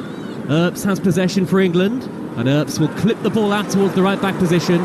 Lovely pass to set up Bronze, who can drive forward towards halfway. Long raking pass up the middle, overhit, a covering header by Paredes to her centre defensive colleague Laia Cadena. And now the ball is at the feet of the Spain goalkeeper, Cata Cole. Yeah, I think Jenny Hermoso looks more comfortable underneath Paralluelo. I think similar to what we saw in Australia when Sam Kerr plays, when Alexia Putellas is on the field of play, the other players they're in her shadow. Whereas I feel like now these players seem to step up more when she's not playing on the field of play. A little nervousness about the performance of England so far. Spain have certainly had more of the possession. That's not necessarily a great surprise, but here they come with Batcher. Well tackled by a retreating Rachel Daly for England. Rachel Daly, England's number 9, top scorer in the WSL last season, but played at left wing back throughout this tournament. That is really testament to her versatility as Spain win a throw level with the edge of the England penalty area. Yeah, amazing. So much admiration for Rachel Daly. She played 3 different positions during this tournament and seamlessly just seems to slot in there. Spain have it now with Batcher in those red shirts. Paralluelo looking to tap it back towards the feet of Bonmarti, but quickly surrounded by players in England blue. One of them is Hemp, and Hemp evades Bonmarti and now drives towards the halfway line. Intelligent ball up the far side channel towards Alessia Russo. Laia Cadena is there on the cover to send it back to the goalkeeper once again. A relatively uneventful first 9.5 minutes of the World Cup final so far. Both sides just feeling their way into the game, but as I say, Spain are having more of the ball, and I think slightly more in terms of territory as well. There's not necessarily anything, though, to worry Serena Wiegmann as yet, as Millie Bright is tripped, fouled by Paralluelo, and that's a free kick to England midway inside their own half. Goalless, live on Talksport. Yeah, definite trip, definite foul. You can see Millie Bright went down there. Paralluelo didn't think it was much in it. She kind of looks like she also got the ball to a certain degree, but I think what we're seeing so far in the opening 10 minutes is that similarly to the semi-finals, it was kind of uneventful in the first half. It's almost like you compared it to a game of chess, Joe, when we did it during the comms. In the semi-finals of Spain versus Sweden, the games didn't seem to really come alive till the second half when people started to take more risks, and that's why we're seeing a lot of late goals within these games. We've had some nervy moments in this commentary box, Leanne, you and I, over the last 3 weeks or so, but England have made it to the World Cup final and potentially less than 90 minutes now away from the greatest honour the sport can bestow. Hemp has the ball on the corner of the penalty area, tackled by Teresa Aballera of Spain, wearing number 3. Caldente dropping deep into a left centre midfield position and winning a throw off Hemp. Hemp has arguably been England's player of the tournament so far, scorer of many an important goal. 3 goals at the World Cup for her, 3-2 for Alessia Russo, and that's a foul by Lucy Bronze on Carmona. And Spain have a free kick in their left-back position, 0-0. Yeah, definite foul. Carmona's really good at getting forward. England on the attack though straight away. Russo burst into the box. Russo still going. Tackle at the last by Laia Cadena. Russo lost her footing. Cadena sweeps the ball away, but can't keep it in play. And England have the game's first corner. Nice free kick, nice set piece. England got that one going very, very well. Great footwork from Alessia Russo. Couldn't quite fall to her, and she couldn't get the shot, couldn't quite get the ball out of her feet. But great ball from Lauren Hemp. I'm loving their partnership, Alessia Russo and Lauren Hemp. Spain lost possession rather nervously there. England corner away to our left, towards the far side as we look at it. Millie Brice is forward. Lots of sky blue shirts inside the 6-yard box. Spain 0, England 0 in the Women's World Cup final. Live on Talksport. Corner whipped in high by Greenwood. Here comes the goalkeeper. Takes it well. High above her head, Cata Cole. And the danger is gone. Yeah, fantastic take from Cata Cole. A goalkeeper that's not got that much experience, within this Spanish team, but I think she's been excellent during this tournament. That's exactly what you need from your goalkeeper. Not a bad ball into the box, but nice and commanding. Spain have it now with Caldente dropping deep again into that left-back position. Carmona, who scored a spectacular winner in the semi-final against Sweden. Wonderful semi-final, Spain against Sweden, where we had 3 goals late in the game, and Spain scored more than Sweden managed to. And now Jenny Hermoso threading the ball to the left, and Paralluelo, she's the danger player, corner of the penalty area. Problems for England here. That's a poor ball though by Paralluelo, and Georgia Stanway makes the interception and knocks it out of play for a throw to Spain, 0-0. Poor ball for Paralluelo, but I want to focus on how this Spanish team got this ball up the field. It was absolutely fantastic play from Carmona and Jenny Hermoso. They moved in triangles through up the field of play and created that situation. And a little 1-2 between Jenny Hermoso and Paralluelo. She has to do better in that situation. It was a cross that was cut out by Stanway with relative ease in the end, but there's still danger for England here. The Spain coach Jorge Vilda on the edge of his technical area. Serena Wiegmann sitting in the dugout with that pink and blue jacket on. And England have managed to get the ball clear towards the midway point of their own half, but very quickly Spain win it back. Walsh has tackled Hermoso. These two met at the Euros, if you remember, last summer. England 2-1 victors after extra time. Here's Paraluelo for Spain. Edge of the D. Lays it to the right-hand side and Batcher. Batcher, corner of the penalty area, taking on Daly. Low ball into the near post, and Greenwood, a little hesitant. It was a poor piece of control. Poor first touch from Alex Greenwood. She managed to scramble the ball out of play, and Spain will have it right down by the corner flag. I don't think it's a corner. I think it's a throw to Spain right down by the corner flag here. Yeah, nice little nutmeg from Paraluelo and Georgia Stanway. Fantastic play from her. I think Rachel Daly did her best to get out tight to Unabacho, but couldn't delay the cross into the box. A little bit nervy from England. I think Spain, we said, would have better possession, but I think they've looked more comfortable in the opening 15 minutes. England haven't got quite got started yet, and that'll be a free kick to Spain. 10 yards into England territory. Russo tracking back and catching Carmona. 450 live matches this season across the Talksport network. More live football than anywhere else on national radio. We are the home of Monday Night Football, which returns with Crystal Palace against Arsenal. And then on Friday night, Chelsea against Luton in the Premier League. Spain have won it back high up the field, and a shot driven wide by Abellera after Kira Walsh was dispossessed. But I think the referee, Tori Penso of the United States, had already blown for a free kick to England. Yeah, that was a difficult one because Mariana Caldante actually, I thought, did quite well to recover the ball. I think Kira Walsh just has to take a touch. She's one of the best players in the world, Kira Walsh, but take a touch out of her feet, take it closer, and then almost, get the play going, because she was quite fortunate. Here come England down the right with Lucy Bronze. She's going to keep the ball in play 5 yards from the corner flag. 0-0 the score. Plays it back to Georgia Stanway. Drives into the area. Low ball in, cleared away by Paredes. Comes out to Walsh on the edge of the box. Here is Bronze again. Right-footed delivery. Rachel Daly brings it down. Lauren Hemp shoots off the bar.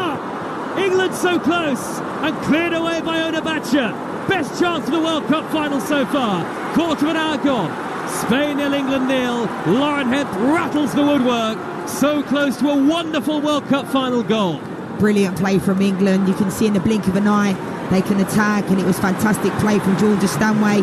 Found the ball to Lauren Hemp, and it ends up hitting the crossbar. Brilliant play from England. Nice build-up play down the right-hand side from Lucy Bronze. Lauren Hemp, who scored in the quarter-final, scored in the semi-final. So close to a goal in the final for England.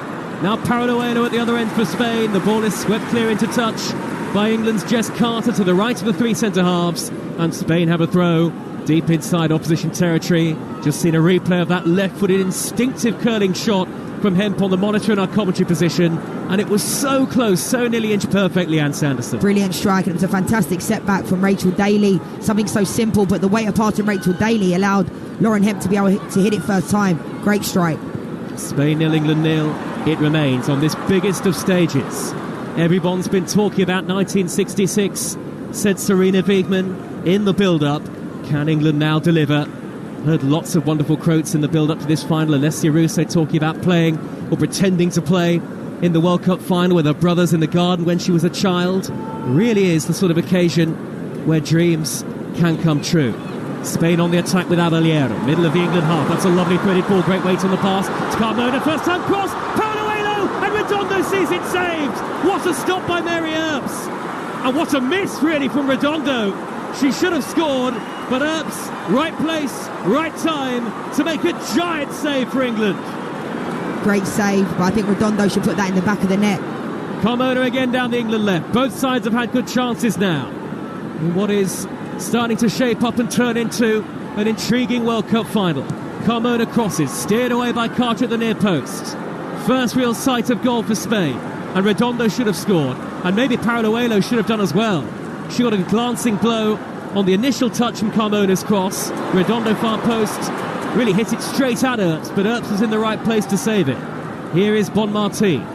Corner of the penalty area for Spain. Batcher on the overlap. Batcher crosses right-footed, blocked off by Kira Walsh. Nobody defending from England. Spain are still on the attack. England plenty of blue shirts deep inside the penalty area, but Bonmarti has whipped in a great delivery. Headed away by Bronze from just inside the penalty area. Thick further clear, impressively so, by Alessia Russo. Hermoso as Spain come again. Millie Bright gets in front of Paraluelo. Now in a tune, trying to set Hemp away on the counter. But nobody's in the Spain half. in an England shirt, and England have to slow the play down. Spain 0, England 0. Chances at both ends now, Leanne. Yeah, I think Paralluelo had that first chance. She should have put that in the back of the net. Redondo should have also put it in the back of the net. Fair play to Mary Earps. That's her job to keep it out, but I think it's a bad miss. Brilliant floated ball crossfield by Daly. Russo is chasing. Russo's first touch was a poor one. Laia Cadena is there to shepherd it back to the goalkeeper. Live across national radio on Talksport.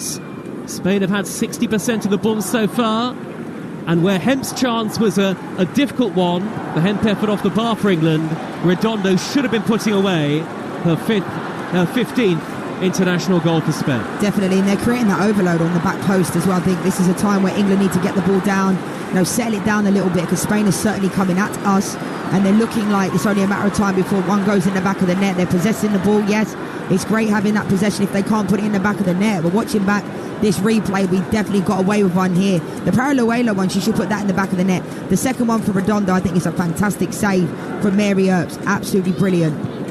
That's the voice of Leanne Sanderson, formerly of Arsenal and Chelsea in the WSL, and a bronze medalist with England in 2015 at the World Cup. Here come England, they won it back deep inside the Spain half. Bronze forward to Hemp, edge of the D is Toon, back to Lauren Hemp, who curls it, gathered by the goalkeeper. Lovely football, intricate play from England on the edge of the 18-yard box, but for once, Hemp's effort really lacked both power and precision. Easy save. Yeah, she's going to want to have that one back for sure. It was a fantastic little intricate play from Ella Toon.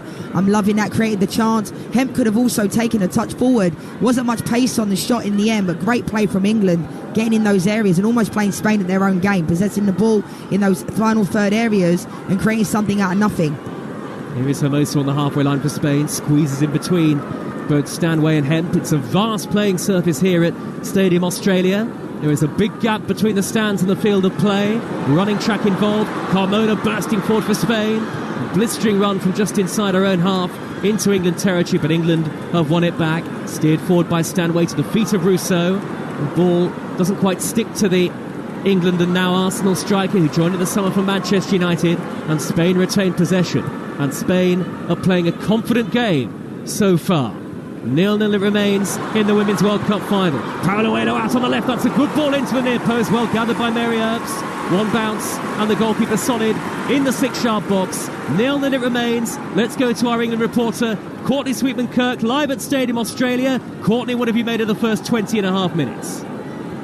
Yeah, I think Spain look the more composed in control to me. The way they play out of tight areas is absolutely ridiculous, and always stick to that in terms of playing out from the back. And they're looking very, very good, but for England, I think it's just getting a bit of composure. And I want to ask Leanne as well, as a forward, what she thinks, whether Redondo there, I think she's trying to go across the keeper. I think she just needs to try and put that in the near post, and it's 1-0 to Spain. England coming forward with Russo down by the dead ball line, pulling it back towards the edge of the penalty area, but Abelliera is there. And yes, what do you make of that, Leanne? Yeah, I think Paralluelo has to put it in first and foremost. I think Redondo is trying to go back across goal, but doesn't quite catch hold of it. That one, you've got to put your foot through it, lace it, and it's easier said than done, put it in the top corner. But the opportunity was there for sure. Leanne Sanderson with me on commentary. Courtney Sweetman-Kirk, who has done a great job bringing us all of the interviews pre- and post-match throughout the World Cup in Australia and New Zealand. And you'll hear from Sarina Wiegman, win or lose, following the World Cup final. The Lionesses supporters could barely stomach the idea, even the shred of the possibility of defeat on an occasion like this, a senior World Cup final. And Millie Bright has to be careful after a long ball up the middle from Spain, and it's gathered by the goalkeeper, Mary Earps. Can you believe it? The first senior World Cup final contested by an England side for 57 years. Yeah, it's amazing. I think obviously every English fan thinks whenever we get to a major tournament, especially in the men's, well, we're going to win it. Doesn't always work like that. This has been long in the making. I think Sarina Wiegman was that icing on the cake that's been missing from this Lionesses team for a number of years, and you've got to give all credit to her. But the players have implemented the game plan. Whatever's been thrown at them, Kira Walsh goes down with that injury. Laura Coombs comes into that game after 38 minutes. Then Katie Zellum starts the next one. I think it's been a real good team effort throughout this tournament. Good morning if you just joined us across the nation. It's into the evening in Sydney. Spain 0, England 0, midway into the first half of the 9th Women's World Cup final, and Lauren Hemp is barged over by Batcher, and that's a free kick to England about 10-15 yards into opposition territory. Brilliant play from Lauren Hemp. Once she gets going, I've always said this, when she plays for England in previous games, in previous tournaments, I couldn't quite understand why they wouldn't get the ball to her as much. I think in that position she's playing now, which is a little bit more tucked in the two of Alessia Russo, she seems to pick up the ball in the areas where she can get going 1v1, because once she gets going, you can't stop her. They have to bring her down or they let her go. Manchester City's Lauren Hemp. And England have sent Millie Bright forward for this free kick as Stanway stands over the ball. Very little angle for Georgia Stanway to work with here. I think she'll play it square to Alex Greenwood, who's just to the left of centre. Lots of boos from some in the crowd, and I think that's because a spectator has somehow got onto the field of play, and that spectator is quickly going to be moved off the field of play by the stewards. They're not quite in our view, but there was a momentary incursion, and that's why you heard the boos. But that intruder thankfully has been dealt with very, very quickly, and now we can focus on the football again. In the 24th minute of the World Cup final, Georgia Stanway, hands on hips over this free kick. You're listening to Talksport, and England are ready to go. Spain holding a relatively high defensive line, about 6 yards from the edge of their 18-yard box. Bright is forward. Greenwood is square of Stanway for the free kick. Referee Tori Penso is satisfied that we can go again. Lucy Bronze is going to make a deep run to the far post, as she loves to do. Floated forward, hard in the middle by Stanway, towards Bronze, only half cleared, eventually dealt with by Hermoso, sweeping it up towards the centre circle, and Paraloelo, who threads the ball neatly to the left, and Carmona. Carmona, the Spain captain, holds up the play, and now we're at walking pace again. England win it back in the centre circle with Russo. Russo backwards to Greenwood. Greenwood square to the right-hand side, and Bronze, who darts away from Caldente very neatly. Bronze expertly turns into Spain territory. Up on that far side, the England right. England in all sky blue with white socks today. The change kit. Spain 0, England 0. It remains, and England are starting to find their composure and find their feet in the final here. Floated down the right by Carter towards Russo. Russo is offside. Spain have themselves a free kick. I'm loving that little match-up between Mariana Caldente down that side with Lucy Bronze, obviously club teammates at Barcelona, and they know each other very well. And I think at this moment in time, Lucy Bronze is doing a really good job. Once she gets going, little drop of the shoulder, and you could see there what she was trying to do, look inside. I think Paraloelo also held the ball up really well. They had no right to really come out with the ball with 5 England players around her. Here is Bon Marti in the middle of the Spain half, out to the right-back position in Nona Batcher. Lots of England flags, particularly behind the goal to our right. That's the end at which England will be attacking in the second half. Trying to look for your trademark Manchester United flags, Leanne. I think there are 1 or 2. After last night, I don't think any. Here comes Spain on the attack with Redondo. Right wing position, driving infield to a central place, trying to thread it into the middle towards the feet of Paraloelo, who had her back to goal. Redondo was simply crowded out there. Sheer number of England players helping out the Lionesses. Forward by Carmona, up the edge of the penalty area, cleared away first time left-footed by Alex Greenwood. Spain 0, England 0 it remains. England now with Stanway. Stanway looking to maraud over the halfway line. That's a poor pass. I think her and Russo got their wires crossed there. Stanway was expecting the run down the inside right channel. Russo stayed central and checked her run, so it's an easy concession of possession back to Spain straight away. Yeah, I think it's a matter of knowing your players as well. We've seen a couple of times that Ella Toon also tried to play the ball down the channels to Alessia Russo. That's not really her game. She isn't only a back to goal player. She's a player that can receive the ball, but with space. I think if that's Lauren Hemp player in the channel, no doubt. If you like our coverage of the Women's World Cup, you'll love our coverage of the Men's Euros next summer on the Talksport network. 450 live commentaries this season. And here comes Spain with Batcher, racing down the right, sliding in is Rachel Daly. That'll go out of play. Which way? I think the assistant has signalled for a goal kick to England. Absolutely brilliant play from Rachel Daly. Lovely recovery tackle, brilliant, and it's gone out for a goal kick. No doubt it was a goal kick, but fantastic from Una Batcher getting down that right-hand side. Rachel Daly recovered amazingly well. And that's something that Spain are looking to do, get Una Batcher down that right-hand side with Bon Mati underneath and Redondo combining. That's definitely a game plan of theirs, you can see it. Yeah, this is Rachel Daly, a left wing-back who scored 22 goals in the WSL last season. And she'll probably score 22 goals this year for Aston Villa in the WSL. But it's testimony to her. She said, well, it's one thing saying you'll play anywhere. It's one thing being able to implement that and play in that position. And she's done fantastically well. She really has. Sarina Beekman now standing on the edge of the England technical area with a dark jacket on. Her Spain counterpart, Jorge Vilda, about 20 yards to the left. Huge technical areas at Stadium Australia, this vast arena, the biggest stadium in use at the World Cup in 2023. and Daly commits a foul. Now, on Redondo, just a shade inside the England half of the field. Lots of Spain fans in the crowd today as well. Pauluela looking to burst up the middle, but Stanway got a footing. Alexia Putellas left on the bench for Spain. Lauren James left on the bench for England. England who are unchanged coming into the final. We've had 28 minutes and it's still 0-0. Lucy Bronze on the burst, but crowded out by a sea of red shirts. Crossfield ball by Abellera to the Spain left. It's plucked out of the air neatly by Caldente. Waits for the run of Carmona. Carmona will strike it! Into the bottom corner! Captain's goal in the World Cup final from Olga Carmona of Spain. And the Lionesses are behind on the biggest stage of all. It's Spain cheers at Stadium Australia. Placed to perfection from Carmona into the bottom corner, away from the dive of Mary Earps. And England, who faced so much adversity across the tournament, will need to come from behind in the Women's World Cup final. 29 minutes gone, Spain 1, England 0. Absolutely brilliant strike from Carmona. We've seen her do it during this tournament so far. Absolutely great switchboard. The one thing I will say, Lucy Bronze was completely out of position because she ran across the field with the ball. She was asking for options, and because she was out of position, it allowed, Abellera to be able to find that spare player on the left-hand side. Carmona comes down that channel, and Lucy Bronze is completely out of position. You can see Alessia Russo was trying to cover back to get there, but Lucy Bronze overran the ball in the middle of the park. And it wasn't really her fault because there wasn't many options, but taking nothing away from Carmona was an absolutely fantastic strike. And you can see Mary Earps telling them, we need to get tighter, but Lucy Bronze was out of position due to overrunning the ball. Like an arrow into the bottom corner from Olga Carmona, and that's 3 goals in her Spain career. The second of those, the winner in the semi-final, and the third of those, the opener in the World Cup final. And the Lionesses have it all to do. They can try and summon up the spirit of the Euros last summer, the spirit of their journey through this World Cup. Remember, they had to come from behind in the quarter-finals against Colombia. They faced real difficulty in the semi-final against Australia, who pulled themselves level at 1 point. So the Lionesses have it in them. They've got to go out and prove it again tonight in Sydney.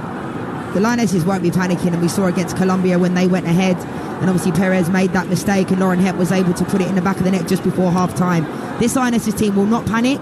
I think Spain deserve to be up, if I'm being totally honest, as much as I want England to win, and I want the Lionesses to win. Apart from Lauren Hemp having that opportunity, I think Spain have possessed the ball incredibly well. It's one thing possessing it, and one thing in certain areas, and they just popped the ball around. We saw it, Joe, didn't we, in the semi-final against Chelsea when Barcelona were playing, and a lot of these players are playing today. They're just a joy to watch, and when they get going, they're hard to stop. It is in the classic blueprint of a Spain side that we've seen over the last 20 years or so. Spain keeping the ball effectively. They lead England by 1-0 in the Women's World Cup final on Talksport. We've had over half an hour of play. England have hit the bar through Lauren Hemp, but they haven't tested the goalkeeper, Kata Cole, that aside. And England looked a little on the ropes in the build-up to that goal, particularly on the England right side, where Spain have had a lot of joy. But here come England on their left with Hemp. Hemp is hugging the touchline. Sprightly, pacey forward player. Hemp is driving forward, taking on Batcher, reaching the dead ball line. Batcher slides in at the vital moment. England throw, level with the edge of the 6-yard box. Here's former Lioness Leanne Sanderson. Well done, Batcher. We know how good she was this season for Manchester United women. Arguably the best player in the league, some might say. So fantastic play on Lauren Hemp, because not many players can stop Lauren Hemp once she gets going. Rachel Daly will take the England throw, square towards Hemp, left on the edge of the penalty area, tangling with Batcher. Across came Redondo. That last touch looked like it was off Lauren Hemp, and goal kick, says the referee, Tori Penso. Well, there'll be no panic from Sarina Wiegman, and we mentioned adversity at the World Cup. We saw it in the Euros as well last summer. England, who came up against a Spain side who took the lead in the quarter-finals, but England went on to win that match after extra time. It is a different kind of pressure, though, playing in the final of a major tournament. It is, and they're playing against a completely different Spain side. You know, players like Mappy Leon, there's 12 of their players that are not there, and it's amazing how England have done so well, because we've hardly mentioned people like Beth Mead, Frank Kirby, Leah Williamson not being there. And this is testimony to this Lionesses team, a real squad and a real team effort. I'm not panicking. There's no need to panic. This is a really good Spain team, and they're so good once they get going at possessing the ball. and being able to make opportunities and create them. 12 minutes of normal time remain in the first half. Spain 1, England 0. Olga Carmona, the captain, with a wonderful strike for the goal. Beautifully arrowed into the bottom corner, and Spain come forward again with Hermoso. Hermoso threading the pass inside left channel towards the penalty area, but Paraluelo couldn't reach it, and it's all the way through to the England goalkeeper, Mary Earps, who had no chance with that goal.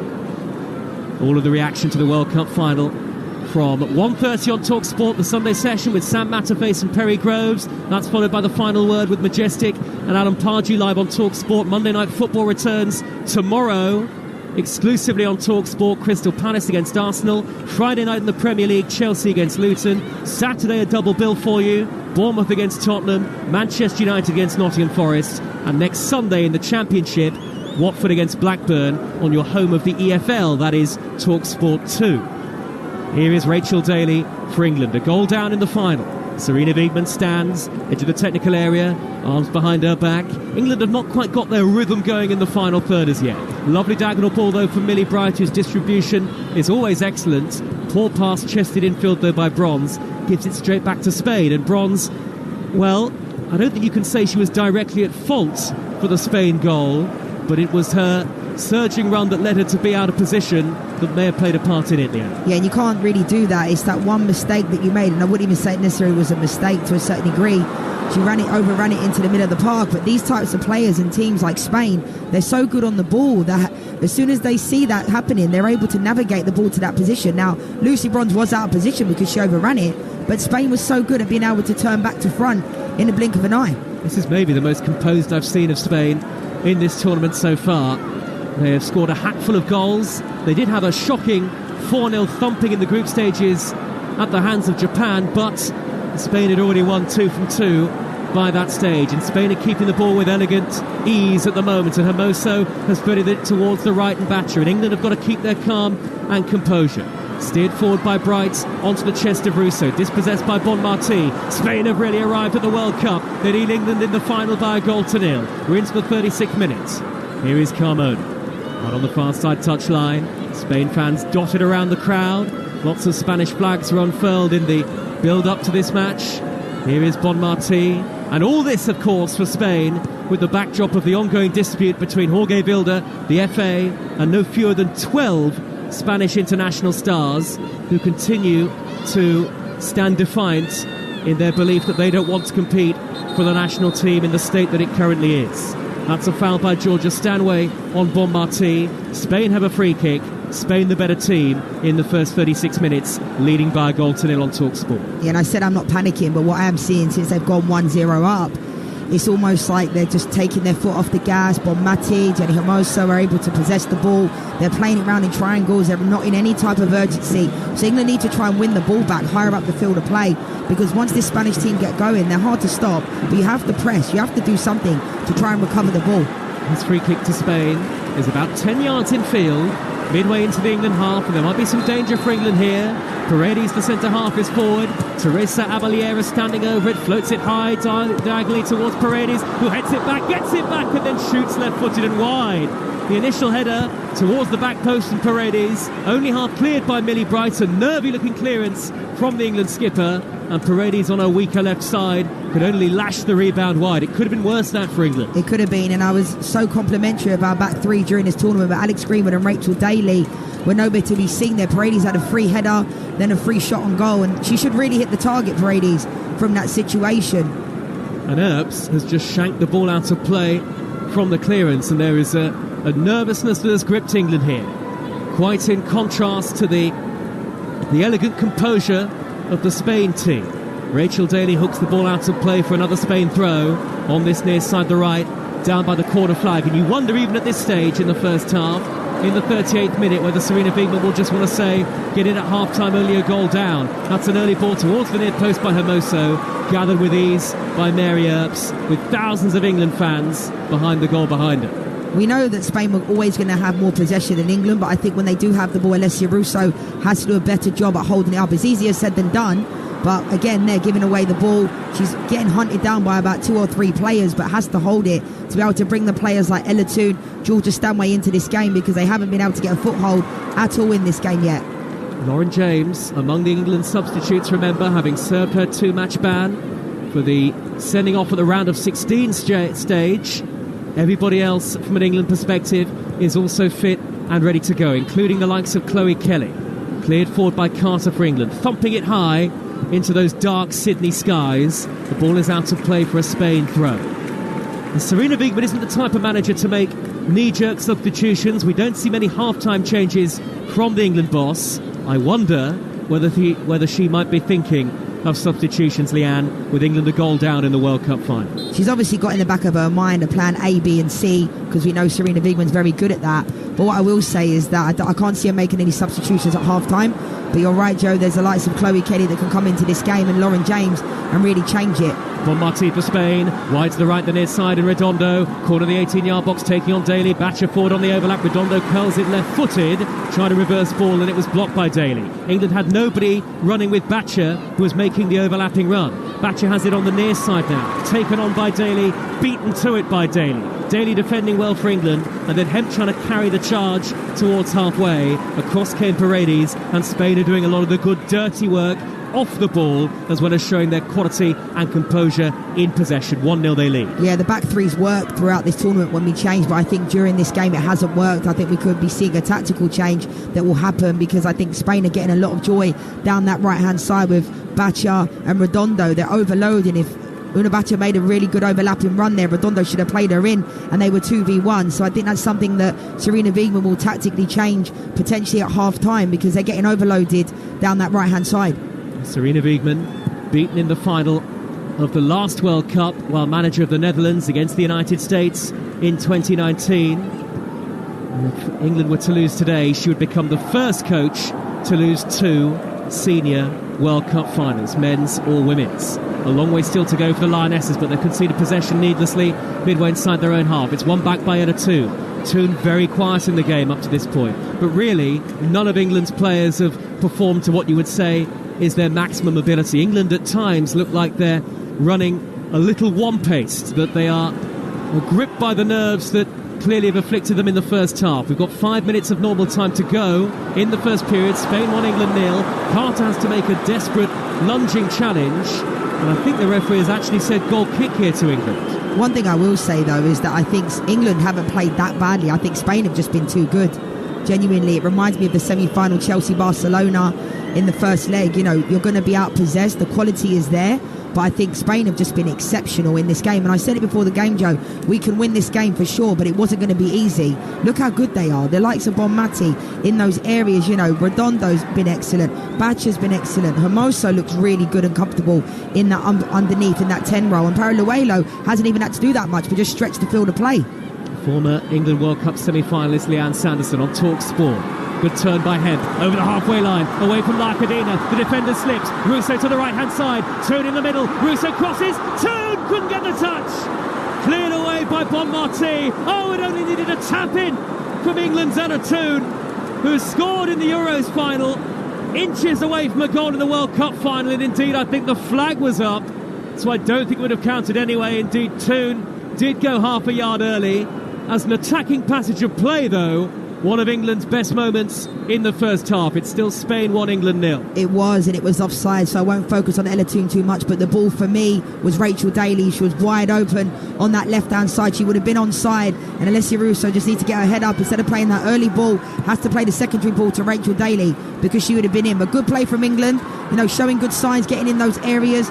Ella Toon should have put that in the back of the net, but it was offside anyway. But the option was Rachel Daly down the left-hand side. Better from England, though. And England showing that Spain can be got at. As we have seen throughout the tournament, Spain are certainly not invulnerable. And they have struggled for clean sheets. In fact, they haven't kept a clean sheet since the second game of the group stages, the 5-0 win over Zambia. Here is Daly for England down the left, and marauding in field and floating the pass through the middle towards Russo, but that's too overhit. Russo couldn't get there in front of Larkadina, and it's into the gloves of the Spain goalkeeper, Kata Cole. 43rd minute, Spain 1, England 0 on Talksport, online on DAB, 1089, 10:53 AM, or on your smart speaker, or via our app. Best way to be across both Talksport and Talksport 2, where we have live Super League commentary for you later. Leeds Rhinos against Warrington Wolves. If you get the app, you can swipe between both stations and all manner of live commentaries at your leisure. England finishing the first half a little better, Leanne. Yeah, I think we saw in the tournament earlier on when Japan beat Spain, 4-0. They didn't have any of the possession at all, but they took their chances. So I'm okay with Spain potentially having the possession. What I'm not okay with is this overload down the right-hand side that Spain are creating every single time. We look in the back line, we look all over the place. A dreadful ball by Alex Greenwood, a short pass to Millie Bright, and she was lucky that Bright was able to block off the onrushing Paralluelo. Otherwise, Spain might have been clear there. Even Alex Greenwood has played one or two rather clumsy passes in this first half.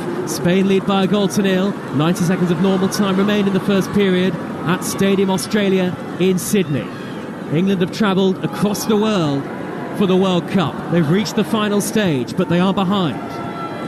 Here is Caldente floating the ball into the box towards Paralluelo. Got the touch ahead of Bright initially, but couldn't bring it under control. It spun off the shin of Salma Paralluelo, the 19-year-old, Spain's youngest ever Women's World Cup goal scorer. And out of play it goes for a goal kick to England. You can see Millie Bright telling everybody you need to get tighter. I know this Spanish team are very, very good at possessing the ball, but most players will be good if you give them the time and space that England are giving this Spanish team. So they have to get tighter. England seem to step it up a little bit just before the end of the first half. We've seen that. And England are racing now through down the right-hand side with Hemp. Hemp is into the penalty area. Toon waits in the middle for the cross. Cross from Hemp. It's going to be cleared away by Batcher. Not convincingly. Come out to the edge of the box. Georgia Stanway to the D. Blocked off by Abelliera. Stanway had to go backwards rather than get the shot away. England have it once more on the halfway line. Floated forward by Millie Bright up the right-hand channel. Header cleared by the goal scorer and the Spain captain Carmona. Last 15 seconds of normal time in an engaging and absorbing first half. England have hit the woodwork through Lauren Hemp, but Spain have the lead. And Carmona now at walking pace has slowed the game down completely. And any sign of an England attack has gone. Just a minute of added time at the end of the first half. But times at this World Cup we've seen a heck of a lot more than that, Leanne. I don't know how they've only got a minute at the end of the first half. I have no idea. The ball is with Bonmarti and Caldente, who could turn into a little bit of trouble under pressure from Carter.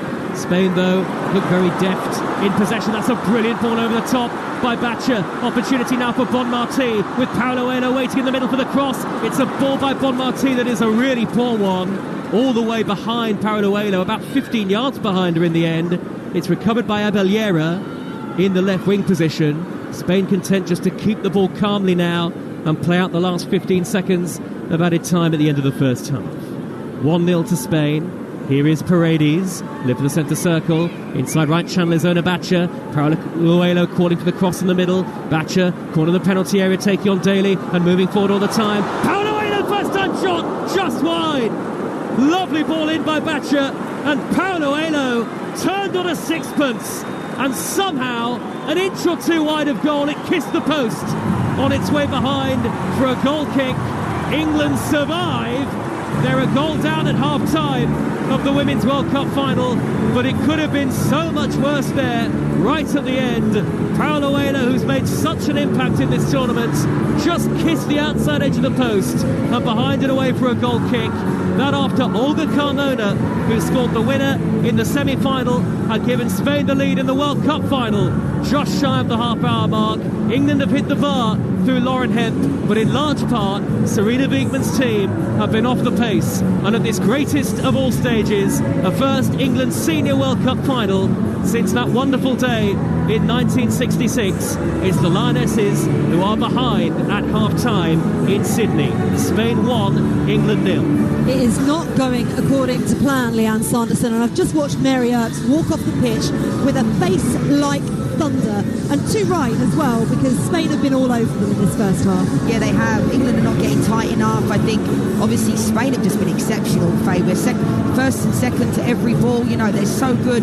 I think Jenny Hermoso's having a fantastic game. Redondo, Bacha, they're getting so much joy fade down the right-hand side, and England have to make a tactical change for me. I'm not saying personnel change right now, but Rachel Daly, we saw there, parallel. Luna Bacha's got the better of her when she's going at her 1v1. There's no way she should be coming inside Bacha and being able to find Paraluelo in that situation and then not getting tight enough. I think Spain have been the better team, and I think they deserve to be 1-0 up, as much as it pains me to say it, but it still is only 1-0. We're quite lucky to be going in at half-time. That is the good thing from this England point of view. They have experience of going behind against Spain, that's for sure. We remember it from the Euros quarter-final. They went behind. It took till the 84th minute for Ella Toon to equalise and take it to extra time, which, of course, as we know, history shows England went on to then win. Adrian Durham and I have been watching it here at Box Park, and Adrian, you were furious with some of the defending that England were showing there, and we could easily be 3 down. Easily be 3-0 down. Mary Earp's kicking hasn't been great either, so she's probably angry with herself walking off. But I think as soon as Lucy Bronze goes for a big walkabout in the middle of the park, loses the ball on the centre spot, everybody behind her has to regroup. What Spain did that was really clever was just immediately transfer the ball back to where Lucy Bronze had left this huge gap, and they exploited it. But the England players weren't switched on enough. The defenders, the back three, they're still there, they're in place. They just had to shift along a bit and just adapt to that situation. It just didn't work, and you saw Alessia Russo sprinting back. Fair play to her. She spotted there's a problem, tried to get back there, but just couldn't get there in time. I'm so stressed watching this first half. I mean, there's so much better. What they've got to realise, it is a massive opportunity. You have to take that opportunity. Don't just let it pass you by. And you mentioned that quarter-final in the Euros. West Germany took the lead in 66 as well. I like that. I like stats like that. Keep giving me more of those. Give me more reason for optimism. Leanne Sanderson, Serena Wiegmann coming into this said she talked about the frustration, not letting the frustration get the better of the Lionesses, because they knew that Spain would have all the ball, but it doesn't feel like they've listened to that. No, but also we're not really good in possession. I agree with what Adrian said. Mary Earps' kicking hasn't been great. They look all over the place in the back line, and we're getting completely overran. Now, we weren't in a back three the first 2 games, and we changed to a back three, and it was working. Maybe it would work against Colombia and Nigeria, but this Spanish team is so good, Faye. I think it's important to people to remember that. They have so many top quality players in their lineup, not just Bon Mati, but I think Jenny Hermoso has been exceptional down in the middle of the park. Redondo, she should have scored as well. So we are quite fortunate. We are only 1-0 down, but we can still do this. We have to believe. And that's what Serena Wiegmann will be saying. We have quality in this team. I think Lauren Hemp, again, has probably been our best player. She created that opportunity. Nice little touch from Rachel Daly. But I think down the right-hand side, we're getting overloaded. So they definitely need to take care of that. Because otherwise we'll be 2-0 down in the second half, in the first 10 minutes. Fantastic strike from Carmona as well. Yeah, it really was. I believe. Adrian, do you believe?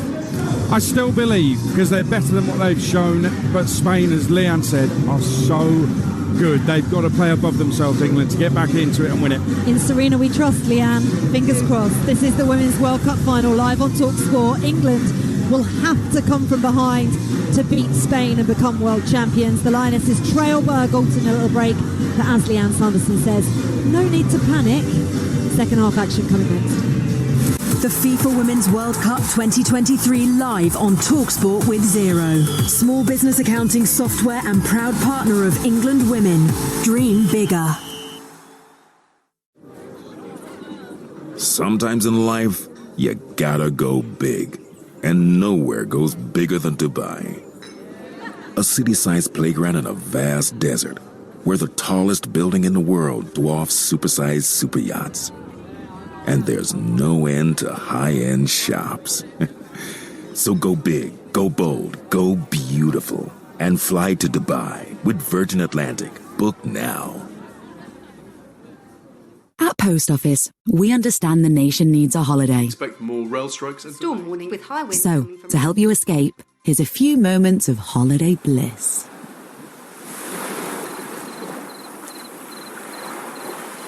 Oh, lovely. Need a holiday?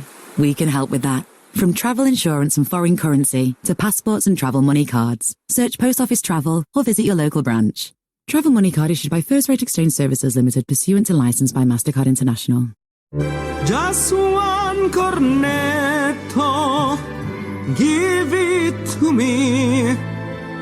Give me cornetto from walls I scream. Come on, Britain. While temperatures are down, you might need a jacket.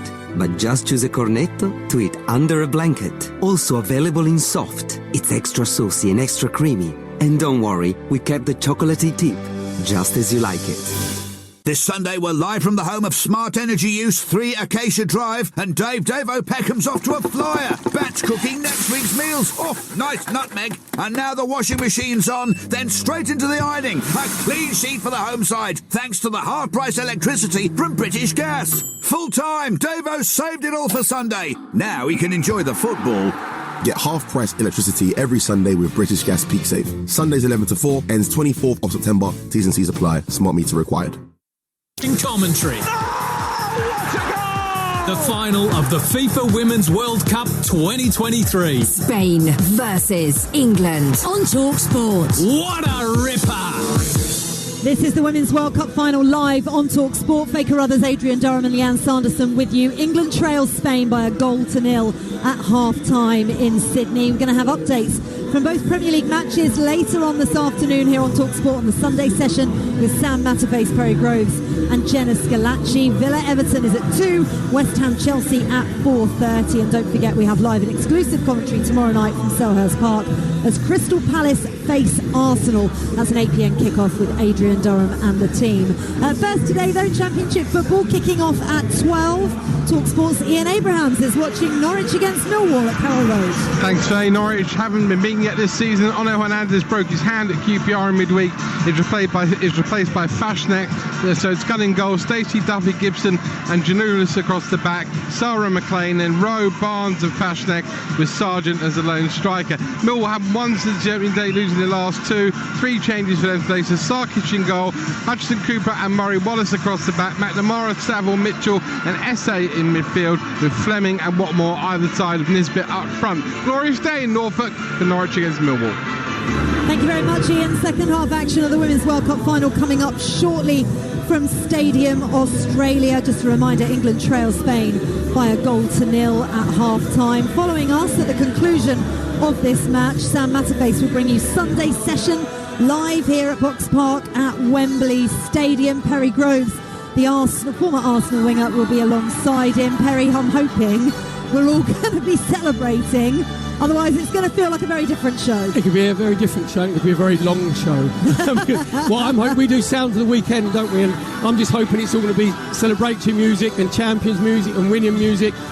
Sarah Vigman's got to earn her money now at half-time because, let's be honest, we could have been 2 or 3 down easily. The biggest joy of the half-time whistle was that we can get in and regroup, because I think Ella Toone maybe will come off and Lauren James will come on. You might have a change of shape, because I'm looking at the Spain's midfield of Bonmati, Abriella and Hermoso. They've totally dominated that game and that area, so that's a big change. And I looked at the Lionesses in the first 5-10 minutes and they were nervy, very, very nervous. And what happens when you're nervous, it can affect your performance. You can lose half a yard to a yard in your legs. It goes right through your body, so there's got to be a complete sort of regroup at half-time. I've got confidence that they can turn it round, because we've had adversity in the World Cup before where we've gone 1-0 down or things haven't been going well. This group of players has resolve. This group of players had determination, and they can't play any worse than what they did in the first half. No, they can't. Although Adrian is slightly more worried than me about that. Yeah, I mean, I did say Spain are playing really well. Their individuals are fantastic and they're working together as a team, but we are making them look good. And I think what you've just said there about the nerves, it's meant that players aren't doing what they normally do. Lucy Bronze, who needs to be more Gary Neville and less Messi, and she was trying to do things that she really didn't need to do by carrying that ball into midfield and leaving a massive gap. They just need to get back to basics. That's what Serena will be doing at half-time. But we have talked about this being a problem for the Lionesses, changing this formation to the wing-backs. They left space behind them against Colombia as well, and they cannot do this against this Spain side. Well, I think the goal, obviously, you're talking about from Carmona, what happened when Lucy Bronze actually comes in midfield, there's no movement. Ella Toone's the next person to her. She doesn't make an angle because I think, it's, again, you're overthink it. You worry about if you get the ball, if you're going to have a bad touch, give the ball away. And then, as you said there, you don't play free. Your mind's not free. So there'll be a team talk at half-time. Serena Vegan will change it because it needs a spark. and if there's anybody that can give you a spark, it's Lauren James. So positives, we're only 1-0 down, and let's see the resolve of because we're going to come into that. We're going to have a 10-15 minute period where we come into their game and we dominate. It means you've got to be clinical and take your chances. What else have you got coming up on the show, Perry? When I spoke to Sam yesterday, he said there'll definitely be some Men in Black chat after what's been going on in the Premier League this weekend. Yeah, well, we've got 2 running orders. One is obviously dominated by Lionesses, and then we'll go to the Villa-Everton game, the West Ham-Chelsea game. We'll preview that, and obviously we'll have updates regularly from there. Then we've got our sounds, our smiles, the Men in Black, which will be quite a lot. Obviously. Extensive. Yes, I know, because Howard Webb has had a directive, and we all was in the briefing, wasn't we? And no one seems to be listening to Howard Webb's briefing, let alone the VAR officials and the referees. So there's a lot obviously to go through there. There is. But I'm hoping, fingers crossed, that it's going to be dominated by the resurgence and one of the historical comebacks from the Lionesses. I hope that the mood music is happy mood music, Perry. Thank you very much. That Sunday session coming up after the conclusion of the World Cup final, which at half-time England trail Spain by 1-0. Courtney Sweetman-Kirk, our England reporter, is at Stadium Australia. It feels a little bit here at Box Park, Courtney, as if the life has been sucked out of the party. What do England need to do to get themselves back into this game?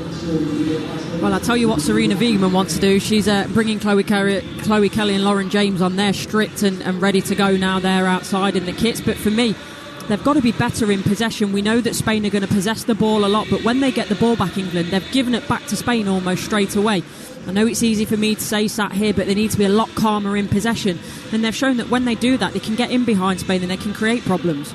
Changes at half-time. We don't see Serena Wiegmann do that very often, do we? No, we don't, but I think she's aware that this game could easily get away from England quite quickly. I think we're probably lucky that we're not more than 1-0 down.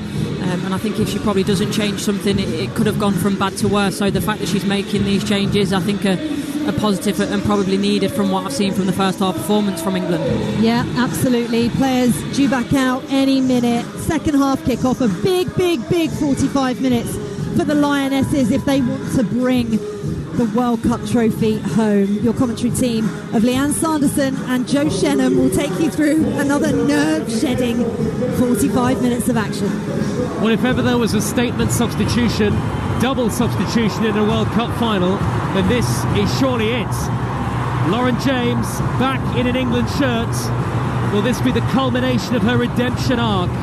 Having been sent off in the round of 16 against Nigeria, she will take to the field for the start of the second half in the World Cup final, with England a goal down to Spain. We haven't had confirmation yet as to who she's replacing, and nor of the player that Chloe Kelly is going to come on for. Here comes James now wearing number 7, and it's Alessia Russo who is taken off at half-time. Alessia Russo, 3 goals at the World Cup, the clinching goal in the semi-final, but off goes Russo, and off too goes England's Rachel Daly. Chloe Kelly onto the field, and that must mean a change of shape for England, Leanne Sanderson. That is as bold a decision from Serena Wiegmann as you are likely to get. That is a massive decision to take off Alessia Russo, definitely, especially at half-time. No player wants to get dragged at half-time. Something needed to change, but I felt like tactically we could see a formation change. Lauren Hemp looking to race through the middle straight away. The second half is underway. Spain 1, England 0 in the Women's World Cup final, live on Talksport. The Lionesses looking to bring the World Cup home for the first time for an England senior side since 1966, but they trail, and that double change has seen England switch to a 4-2-3-1 formation where they had such great success at the European Championships last summer. So it's Mary Earps in goal, with Bronze, Carter, Bright and Greenwood at the back. Stanway and Walsh the midfield too. That's a familiar pairing. Kelly to the right, Toon in the hole, James to the left, and Lauren Hemp through the middle. So no Russo, no Daly, Kelly and James both onto the field. Spain unchanged, Cole the goalkeeper, Batcher, Paredes, Cadena and Carmona the goal scorer. Bonmarti, Abellera and Hermoso in midfield. Redondo, Paraluelo and Caldente up front. Can England rescue it?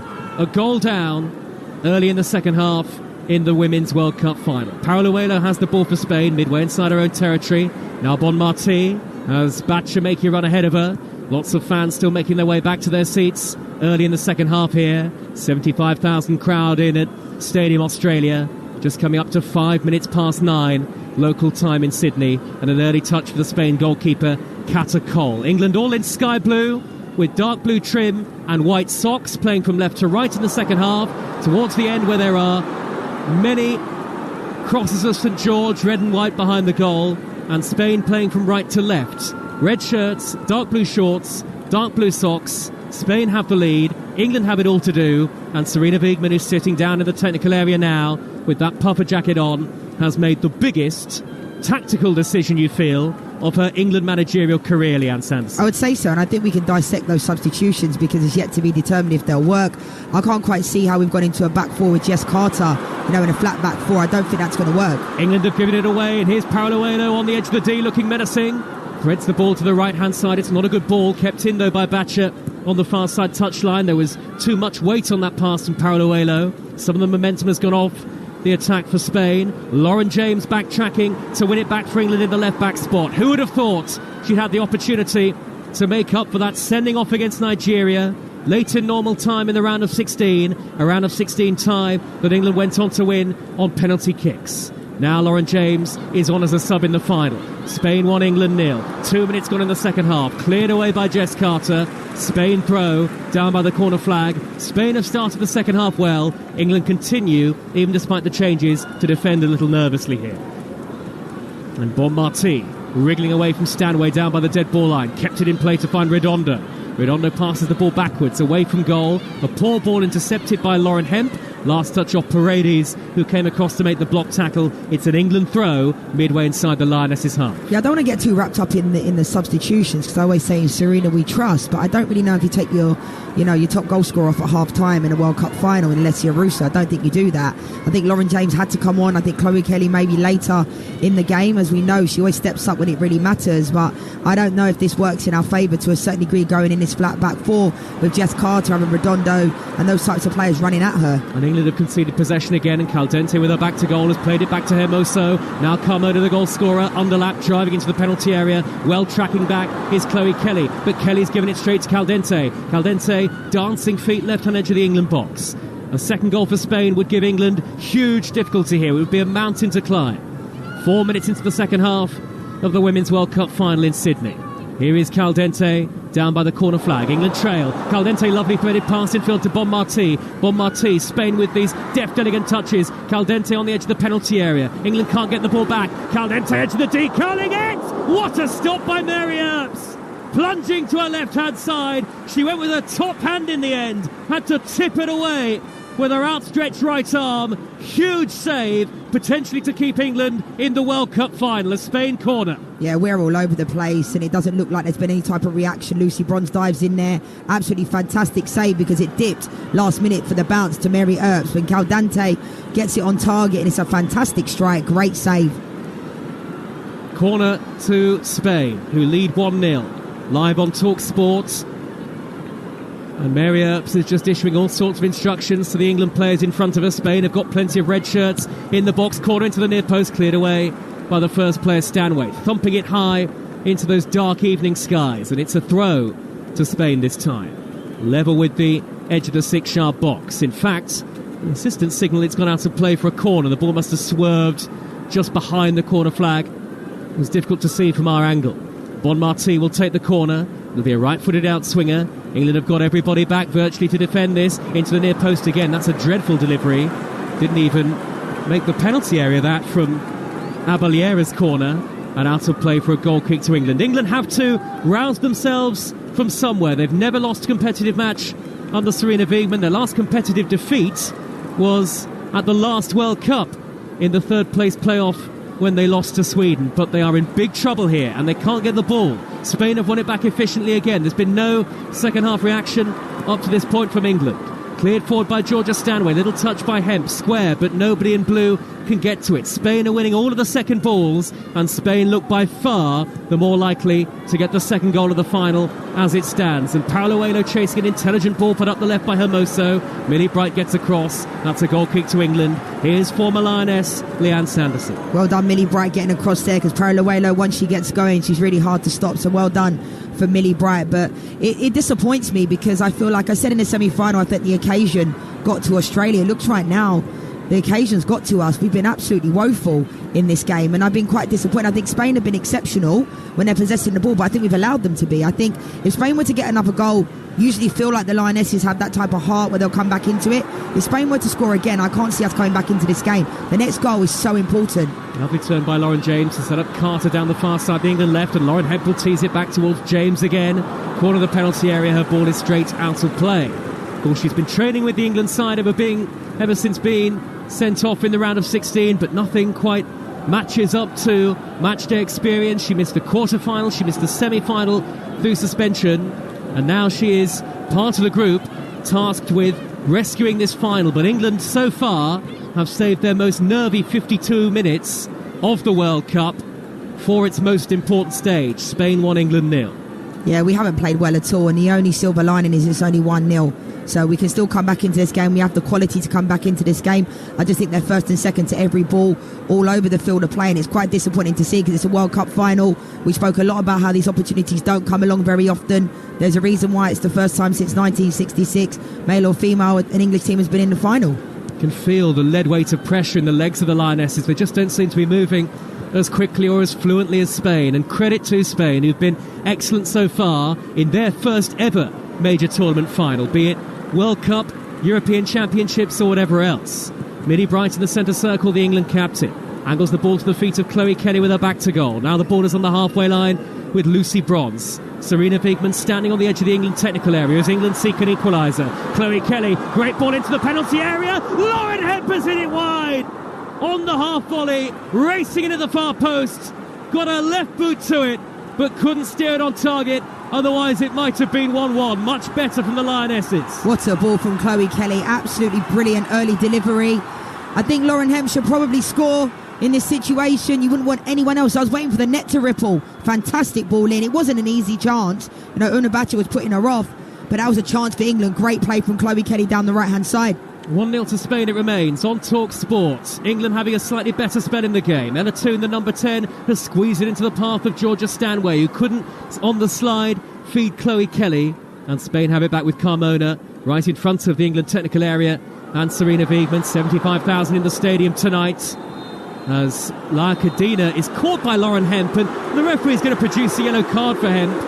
I think that's for a late challenge, and it'll be interesting to see the replay again. At first glance, that looked a massive overreaction, and there was no contact between Hemp and Cadena, so the Spanish player has bought the foul and bought the booking off the referee there, really. Yeah, for sure. Cadena, I mean, it's not a yellow card, it is a foul. Lauren Hemp just tries to go in, but there's nowhere near a yellow card at all. Cadena sold that one very well, barely touched her. All the reaction to whatever happens at the Women's World Cup final, win or lose, at 1:30 on the Sunday session on Talksport with Sam Matterface and Perry Groves. Premier League goals as they go in as well. 6:30 the final word with Majestic and Alan Pardew. You can have your say on the weekend's football. 03717 223344. At 3 o'clock on Talksport 2, live Super League commentary, Leeds against Warrington. Best way to be across it all is to download our app, the Talksport app. You can swipe between our commentaries and both stations at your leisure. 450 live football commentaries this season on the Talksport network. We have more live football than anybody else, including the return of Monday Night Football tomorrow night, Crystal Palace against Arsenal. Build up underway from Talksport Breakfast at 6 with Ali McCoist and Andy Townsend. Now, Spain lead England by a 0-0, and England still look listless in the World Cup final, still to get anywhere near top gear, still to get out of first gear. 1-0 down, and Spain are on the attack with Bon Martí. Tries to whip in an early cross under pressure from Alex Greenwood, and the referee says corner to Spain on the far side as we look at it. And as it stands, Spain by far the more likely to get the second goal. Yeah, fantastic pace for Bon Martí. We're usually seeing her in the middle of the park orchestrating everything, but she caused a lot of problems making that run down the right. against Alex Greenwood. But again, it's only 55 minutes into the game, so England could definitely come back into this, but we haven't really got going at all. I think the substitutions, Chloe Kelly has done okay since she's come into the game, but as the game goes on, it plays more into Spain's hand because they'll start to slow the game down and delay. It's a corner to Spain that Abellera will take. Low along the ground to the near post. Hermoso brings it under control with her back to goal. Right down by the dead ball line. Impossible to get away from Stanway there. Stanway hacks the ball clear. High and long and deep into the Spain half. Nobody's there in a sky blue England shirt. And Spain will have the opportunity through the goalkeeper Kata Cole to build again. Spain 1, England 0. Our England reporter Courtney Sweetman-Kirk live at Stadium Australia. What have you made of the second half, Courtney? Yeah, I still think it's very much Spain in control of this game. They're looking really good, still composed on the ball. I think England are looking slightly better in terms of Chloe Kelly getting Lauren James on the ball as well and looking more composed. But I think Spain are in absolute cruise control at the moment, I'm unfortunate to say. They're on the attack, though, down the near side, the right with Chloe Kelly, the hero in the Euros final, the score of the winner against Germany. Can she come off the bench in the World Cup final and summon up that spirit for England? James with her back to goal. Corner of the 18-yard box, England are 1-0 down. No great movement from the England players in the final third. It's a ball infield to Keira Walsh. Keira Walsh to measure the cross. Jess Carter, far post. Couldn't cut it back into the path of her teammates. Difficult one for the Chelsea defender there. Not necessarily a natural going forward. And England have seen the chance go begging, but they have won it back through Stanway on the halfway line. Spain 1, England 0 in the FIFA Women's World Cup Final 2023 on Talksport in association with Xero small business accounting software. Dream bigger. There was a glimmer of a chance there for England. We'll hear from Leanne Sanderson in just a moment as Paredes gets across in front of Etta Toon and sweeps the ball into touch. It's out of play. It's an England throw. Brilliant ball from Keira Walsh. I think Jess Carter should do better in that situation. I think if Rachel Daly's in that left-back position, she's able to be equally as good defensively as she is on the attack. I think that's something Jess Carter has to get better at. The ball was there from Keira Walsh. Fantastic. Long way still to go in the final. Well over half an hour remaining. Lucy Bronze, early ball into Hemp, back to goal. Hemp's first touch is a heavy one. Carmona comes across, had to be careful with the challenge. Carmona does superbly. The Spain captain, great strength and composure to loft it clear towards the halfway line. England trying to bring it down now deep inside the Spain half with Bronze. Bronze has controlled the ball, but she's facing away from goal and sandwiched in between two red shirts. And Spain are showing the vigour and the vim of a side that are leading a World Cup final and the quality on the ball to match as well. Trying to play the ball out of an almost impossible position. Spain have done that, and Caldente is fouled. Gets the free kick from the American referee, Tori Penso. And all credit to Spain over the first 59 minutes, leading England 1-0. Incredible composure from Spain. Carmona, Jenny Hermoso, Caldente, they never panic on the ball.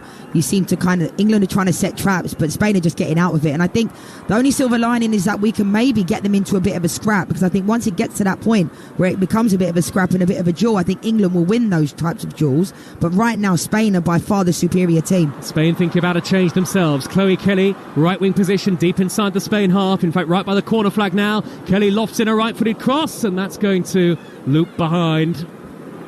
And a goal kick to Spain, who I think, as I say, are going to make their change now. Very strange ball in from Chloe Kelly, and it actually clipped the sort of very back edge of the woodwork onto the roof of the net. No danger, though, for the Spain goalkeeper, Kata Cole. And here comes that Spain substitution. Off goes Alba Redondo, and on comes a more defensively minded player in Oyan Hernandez, who is back from suspension today. Hernandez of Real Madrid, and I wonder whether that might mean Caldente moving slightly further forward. We will see. Yeah, that substitution makes sense. We've seen them take off Redondo during this tournament so far. I think Spain will just look to keep out-possessing England and have better quality like they have done. I don't think they're panicking at all, but it still is only 1-0. We haven't played anywhere near our levels, but we have the quality to be able to come back into this game. We just have to keep hold of the ball. Remember, this is a Spain coach in Jorge Vilda, who had huge concerns over his management and training methods and preparation raised before the tournament. There are 12 Spain players who are still deciding that they don't want to play for Spain under this regime, but they lead England 1-0 in the World Cup final in Sydney. Maybe in spite of the coach, that's a debate perhaps for another day. England have got work to do, half an hour to go, to potentially force extra time here. England would certainly take extra time the way the game has gone for them at this point. Lucy Bronze scoops the ball high and long into the Spain half, headed away by Laia Cadena from the midway point of her own territory.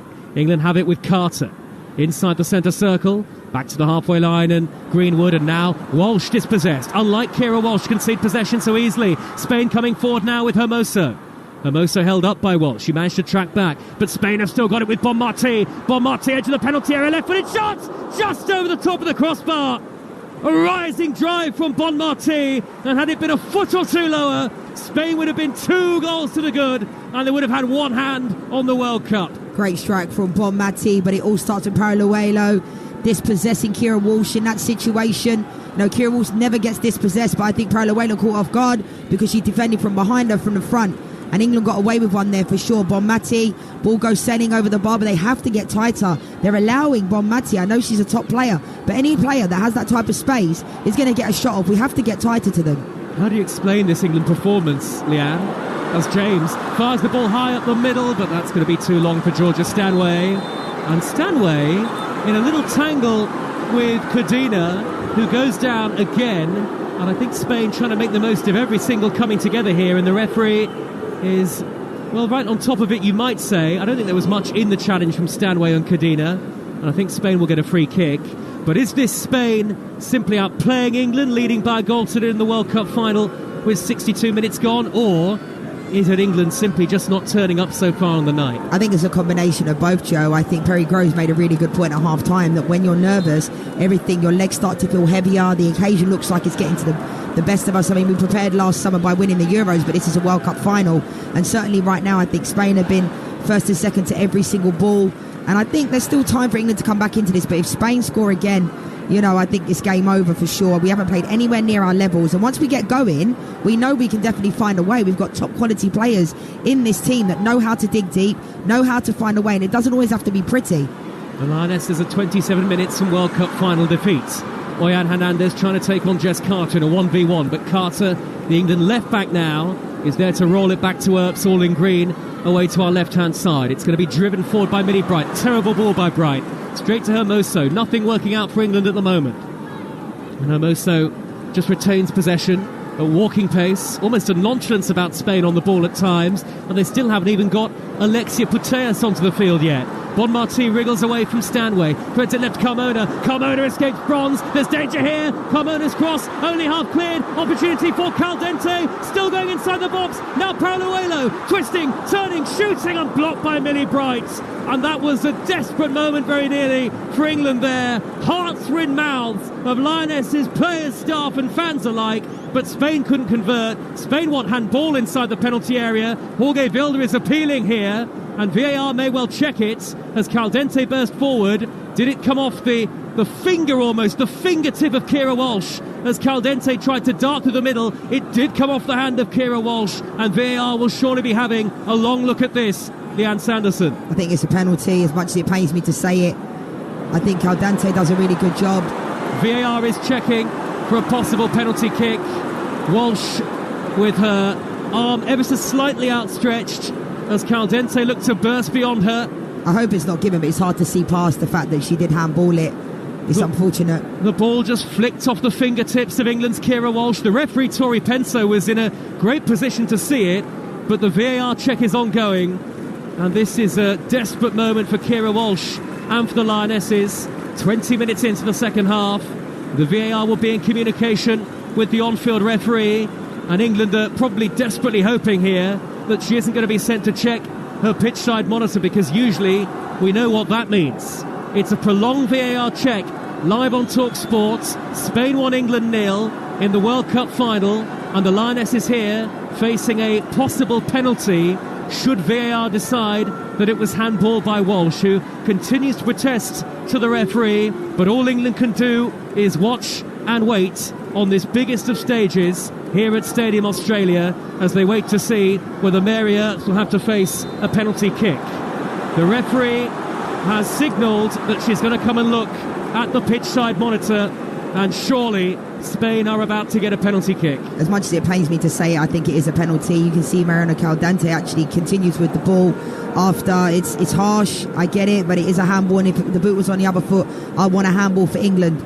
The referee is seeing an angle from behind the goal of Caldente bursting into the box, and Walsh has her hand slightly outstretched to her right, and the ball just comes off the fingertips of Kira Walsh. Caldente's arm goes up in appeal near enough straight away, and Tori Penso is watching this behind the goal angle of the incident again and again. She's in communication with the VAR, and as has been a feature at this Women's World Cup, we should be able to hear the on-field decision of the American referee live from the touchline. It'll be pumped through the speakers as well, so all the crowd are aware of what is going on midway into the second half of the Women's World Cup final. Spain 1, England 0. It could be about to get a whole lot worse for the Lionesses. And she's watching another angle, side on of the incident now, Tori Penso, still waiting to be satisfied that she has enough information to make this decision at such a crucial juncture in the match, a match where Spain have been the better side and England have been the back foot for most of it. And really, it's a big deep breath for Lionesses fans all around the world here, Leanne, as Tori Penso wants to see the first angle of the incident again. The side angle looks like a clear-cut penalty. The central angle behind the goal doesn't make it look so obvious, so the side one for me looks like a pen. Behind the goal it doesn't. Be interested to see what she does. Let's hear from Tori Penso, the referee, who's finished looking at the monitor now. She walks back onto the field of play. After review, there is a punishable handball by number 4. Decision is penalty. Well, there you have it. Heartbreak for Kira Walsh and heartbreak for the Lionesses. Spain have a penalty kick with 23 minutes to go in the Women's World Cup final. The chance to make the game 2-0 and maybe the chance to put the World Cup final beyond England. It is Jenny Hermoso, the all-time Spain leading goal scorer, who will place the ball on the spot. Lucy Bronze having words with the referee, maybe to try and play a few mind games, delay the taking of the kick. Spain understandably not happy with that. But after the deliberation, we have a decision, a VAR check, Kira Walsh's handball, and Spain now with the chance to extend their lead at the end, away to our left. I can see England flags and banners behind that goal. Jenny Hermoso has only missed 1 of 8 competitive penalties for Spain since 2015, and England say the ball isn't on the spot, and actually it doesn't look like it's on the spot either. The referee consulting with Hermoso. This is a long delay for a player, Leanne, briefly. Here's Lucy Bronze, the kidology and the game management there to get in her head. She's doing a really good job of it. Well, Mary Earps, the England goalkeeper, enjoys the psychology of penalties. England need their number 1 more than ever now. Just over 20 minutes left. England already a goal down. Hermoso with a big, deep breath. The Spain number 10. The bench, the Spain players are ready to run on and celebrate what they hope is going to be a second goal. England need Earps to bail them out here. It's Hermoso, left-footed. It's saved by Mary Earps. England's number 1 stands up on the big occasion. Heart of a lioness. England are still just about in this World Cup final. It's still Spain 1, England 0, but the Lionesses continue to roar. They still have hope of a comeback. Seems like Lucy Bronze did get in Jenny Hermoso's head because it's a really poor penalty. Fair play to Mary Earps. She guesses the right way and just collects it. That's how poor the penalty was. She was able to pick it up. And now here come England at the other end. Goalkeepers come out and she just beat Chloe Kelly to the ball. It was a high boot by Kelly. I think that might be a free kick to Spain. Catacol had to race out to head it clear. But what a stop from England's Mary Earps. Plunging to her left-hand side. Yes, it was a poor penalty, but she guessed right. She made the save, she held onto the ball, and England still just about have a foothold with 20 minutes to go on Talksport. Absolutely brilliant. Mary Earps went early. It was like she knew exactly where Jenny Hermoso was going. And if Jenny Hermoso would have seen that Mary Earps went the other way, she could have slowly put it into the other corner. Easier said than done. Poor penalty, but Mary Earps goes really early. And these types of things can really turn the game on its head. Maybe England can get some little bit of momentum from that. What can England find within themselves now? Spain's all-time leading goal scorer has missed a penalty. And now Lauren Hemp looking to be set away down the England right. But Laia Cadena is across. Haven't seen much of Lauren Hemp in the game. Oh, and the goalkeeper turns away from Hemp. My goodness, there were nerves of steel there from the goalkeeper Catacol. But suddenly Spain are scrambling just a little in possession. Laia Cadena has it. in the left-back spot. She clears to the halfway line. Spain 1, England 0. Spain have missed a penalty kick. Less than 20 minutes of the final to go, in normal time at least. England hope there's a lot more still to be played. Offside flag up against Chloe Kelly. That was sloppy. Spain free kick. Yeah, Chloe Kelly has to do better there. She can see along the line, just to hold her run. You can see that's a game plan, trying to get Chloe Kelly in behind, but she just has to hold her run. Well, Cadena goes to ground for the third time in the second half so far? And the referee, Tori Penso, who I must admit has not entirely been the most impressive official over the course of the tournament, has stopped play again. And meanwhile, in the Championship, we have a goal to bring you at Carrow Road with news of that, Ian Abrahams. Norwich 1, Millwall 0 on 25 minutes. Good combination play between Ashley Barnes and Jonathan Rowe curled Norwich in front from 12 yards out. Norwich 1, Millwall 0. We have more live football for you from the EFL next week on Friday night on Talksport 2, Hull against Bristol City, and next Sunday, Watford against Blackburn in the Championship, again on Talksport 2. Monday night football back on the network tomorrow. Crystal Palace against Arsenal. On Friday, commentary of Chelsea against Luton, and on Saturday, Bournemouth against Tottenham, and then Manchester United against Nottingham Forest. More than 110 exclusive Premier League commentaries this season on the network. La Cadena on her feet, but she can't continue. Let's go back to our England reporter, Courtney Sweetman-Kirk. Courtney, England just about still in the final. Yeah, well, while it's only 1-0, you've always got a chance. And Maria stepping up again, been such a big game player for us in this tournament. It was a poor penalty, but it's still got to be saved, don't get me wrong, and she's given England a massive lifeline here, because for me, if it goes 2-0 to Spain, I think that's game over. Off goes Cadena, on comes Ivana Andres of Real Madrid to make her 51st appearance at national team level. She's the Real Madrid club captain. Real Madrid not quite the force in the women's game that they are in men's football.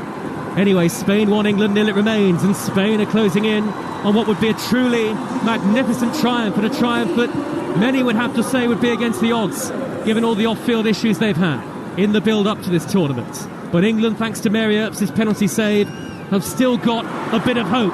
Chloe Kelly turns away from Carmona, races in field, pass deflects into the path of Toon. That helped out England there. Toon has taken up possession. There was a double deflection on that pass. In the end, Doyan Hernandez gets back, and Ella Toon has been quiet in the game. Lauren James gets a tackle in. Last touch off the Spaniard. Throw to England far side, their left wing position. They're 1-0 down. Yeah, I think it should only be a matter of time before Beth England comes into this game.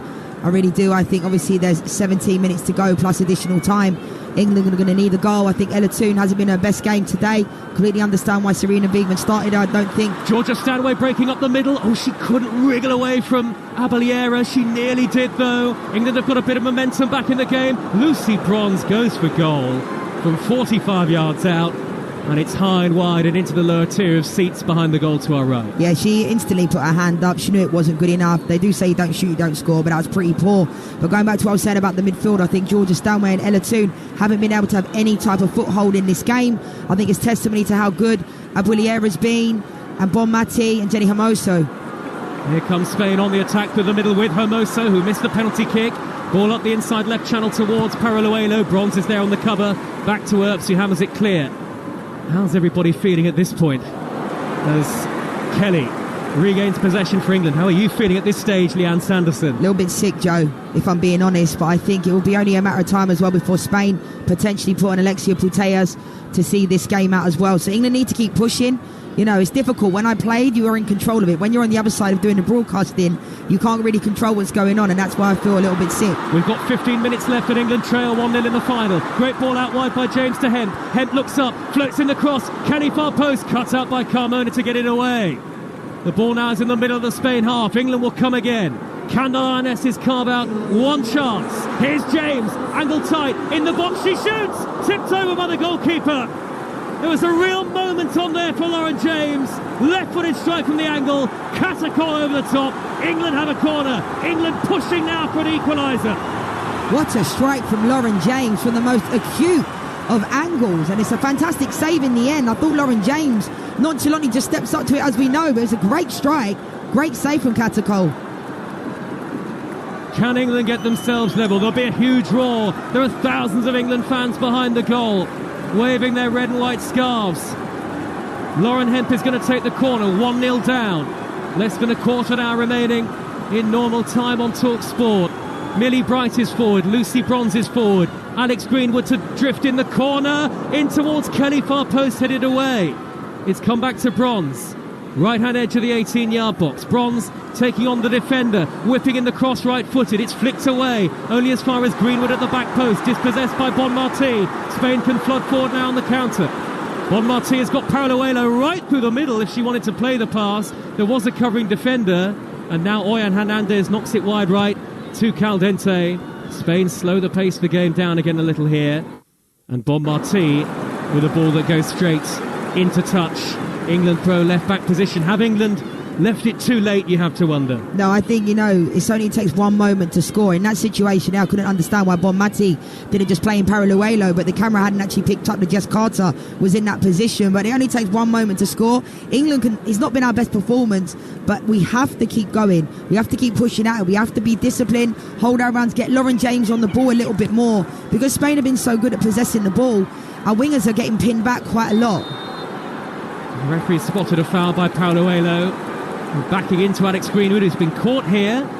Greenwood clutching her face. 1-0 to Spain, who took the lead in the first half through Carmona. Yellow card for Paralluelo.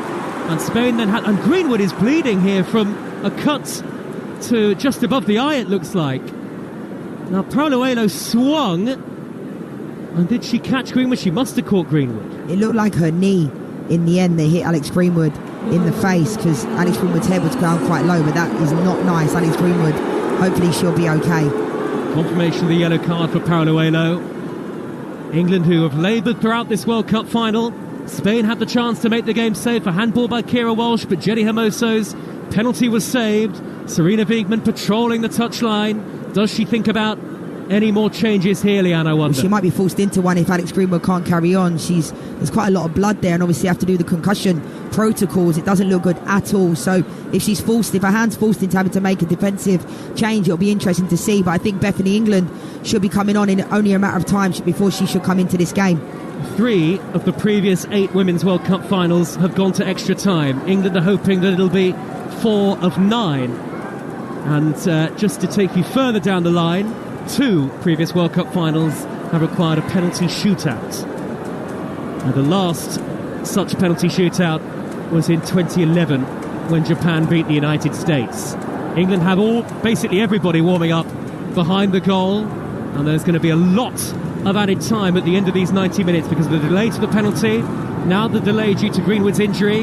England fans bouncing up and down, a goal down, and as you say, Leanne, they only need one chance here.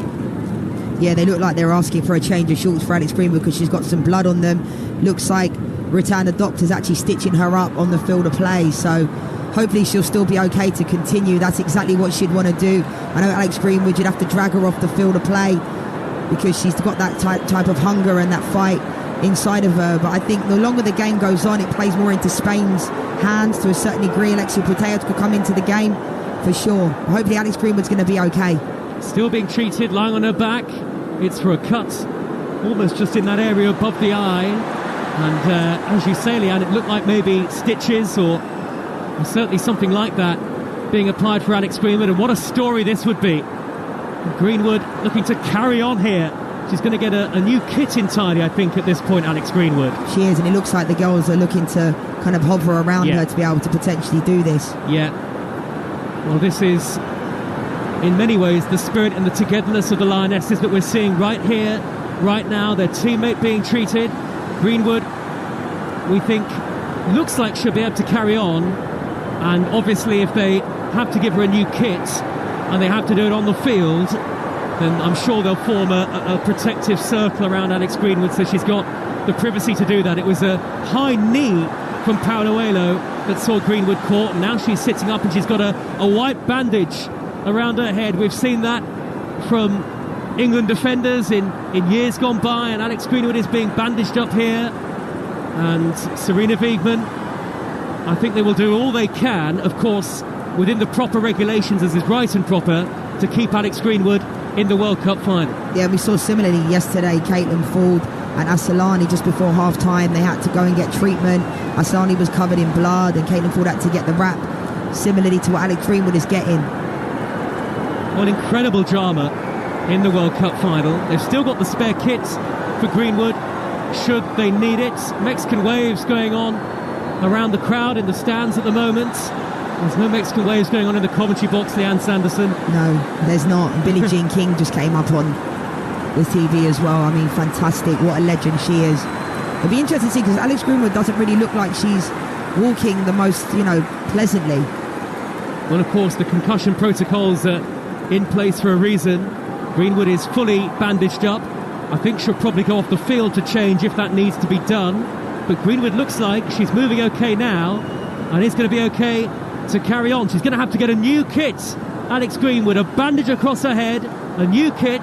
England temporarily down to 10. You really couldn't write a script like this for a World Cup final. Spain 1, England 0. There'll be a lot of stoppage time. We're in the 82nd minute on Talksport. Spain have also missed a penalty, and England still have hope. Temporarily down to 10 players at the moment. Yeah, it almost looks like they were trying to delay it, but obviously time isn't on their hands. They need to score, and fair play to Alex Greenwood. It was a pretty bad gash. Paralluelo didn't really mean it at all, no malice in it, but it was her knee to the face, and she's come back on in a true warrior style we know she is. Greenwood soldiers on, and England carry on as they seek an equaliser on Talksport. The ball is deep inside the Spain half.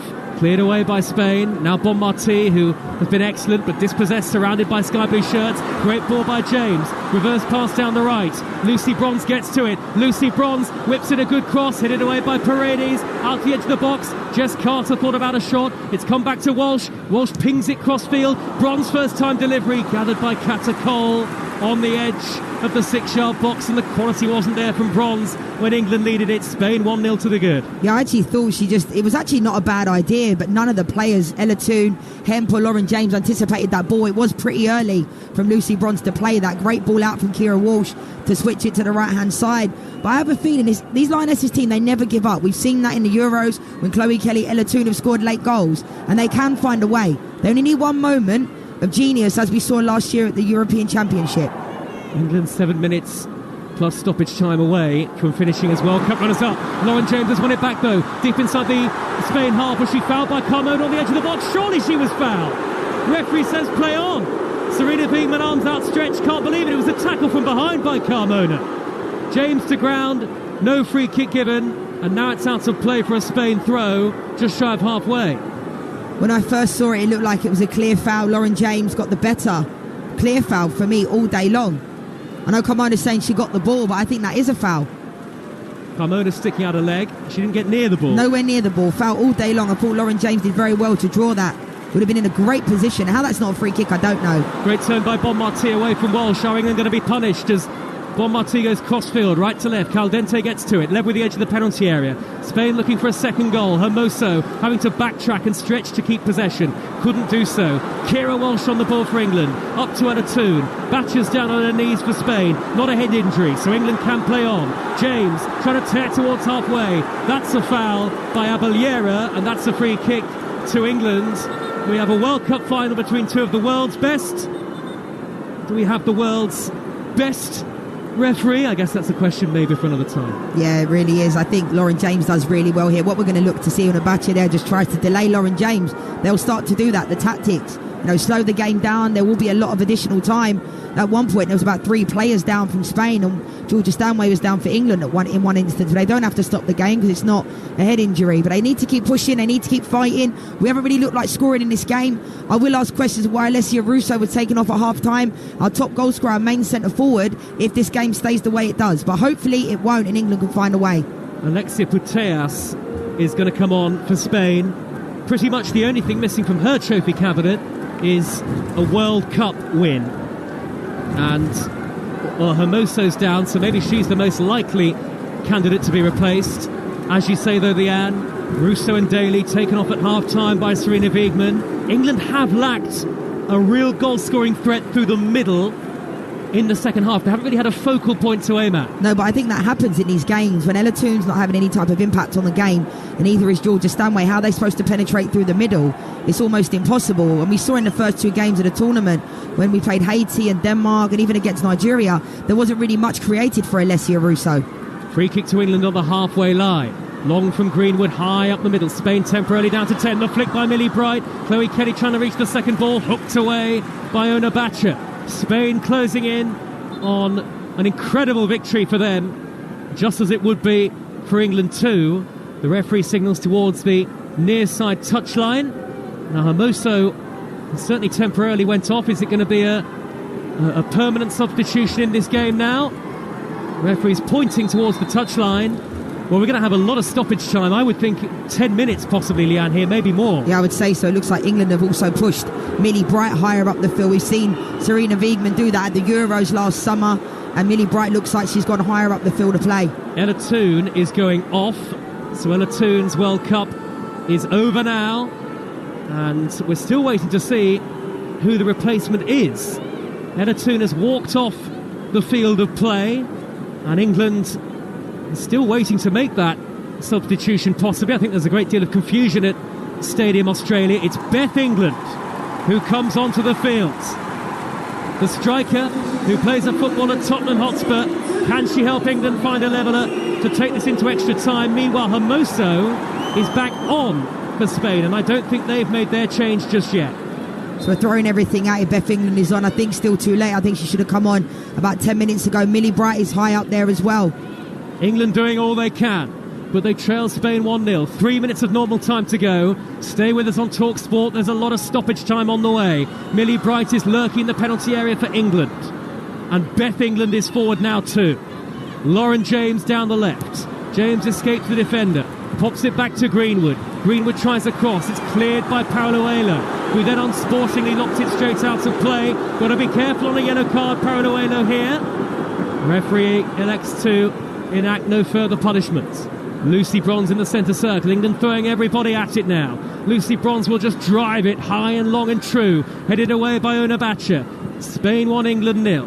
Now it's on the far side, the England left, and an attempted cross from the left by Kelly, who's switched wings, it would appear. And it's out of play for an England throw midway inside the Spain half. Yeah, it doesn't really look like there's any type of formation now. It's just going at it. Millie Bright is higher up the field of play. We just need to make sure we don't concede. I still think there'll be about 10 minutes added on, like you said, Joe, well, there should be. So we'll have to wait and see. But just load the box. Anything can happen. Put it in there. Put it on Millie Bright. Said it might not be pretty, but we have to score. England trail in the Women's World Cup final by a goal to nil. A long ball by Bronze. The flick by Millie Bright. It could drop for Lauren James. Millie Bright left-footed. Takes a big deflection. Kata Cole, the goalkeeper, prevents the corner. The Spain goalkeeper dives on the ball. Spain up to this point have been the better team on the night in Sydney, you have to say. Jorge Vilda, the head coach, is hopping up and down on the near side touchline, telling his players to keep their composure and their calm. Jorge Vilda and Spain closing in on a remarkable victory, even despite all the controversy surrounding them in the build-up. They still want to bring Putellas onto the field, but they haven't done it yet. And the flick by Oyan Hernandez to set up Paoluelo, one-on-one with Carter here. Square to Caldente. Danger for England. Caldente. Here's Hermoso left-footed. What a block by Jess Carter. Sliding in at the last. Into the final minute of normal time. 1-0 to Spain, who have a corner. Brilliant play from Jess Carter. Fantastic play again from Spain. Paoluelo finds the ball. Jenny Hermoso. Great block from Jess Carter, putting herself on the line. Now the Spain fans are on their feet, ready to celebrate a second goal. Now, what's Caldente doing here? She's going to leave the field. And what a moment for Alexia Putellas, who has had a terrible time with injury over the last year or so and not able to start the World Cup final. That was a selection thing, a selection call from Jorge Vilda. But here she comes, one of women's football's greatest of all time. And now, can she come on and seal this World Cup victory for Spain? We're into the final 10 seconds of normal time. Aballera's delivery, high to the far post. It's bouncing up and down inside the England penalty area. Hook further clear by Kelly. How long are we going to have in terms of stoppage time? Spain 1, England 0. 13 added minutes. 13 minutes to go. England have got 13 to force extra time. Spain have got a long way to go to hold on to their lead. Bon Marti, corner of the penalty area. England have got to be careful that they don't over-force the issue. Into stoppage time now. This added time, a feature of the Men's World Cup in Qatar, a feature of the Women's World Cup in Sydney. Here, Australia and New Zealand, as James drops deep into her own territory. right by her own corner flag. England very nearly lose the ball. They do lose the ball. Onabacha down the Spain right, sets up Hermoso corner the penalty area. First minute of 13 added. Spain 1, England 0 it remains on Talksport. Carmona almost turning into trouble, but gets away from Hemp. And England have got to be very careful that they don't allow Spain to just keep possession here, as Spain are so adept at doing. It's a worrying pattern, this, because Spain suddenly look really composed on the ball again in second half stoppage time, Leanne Sanderson. Well, imagine being able to bring the best player currently right now in the world, Alexia Putellas, on to see out this game.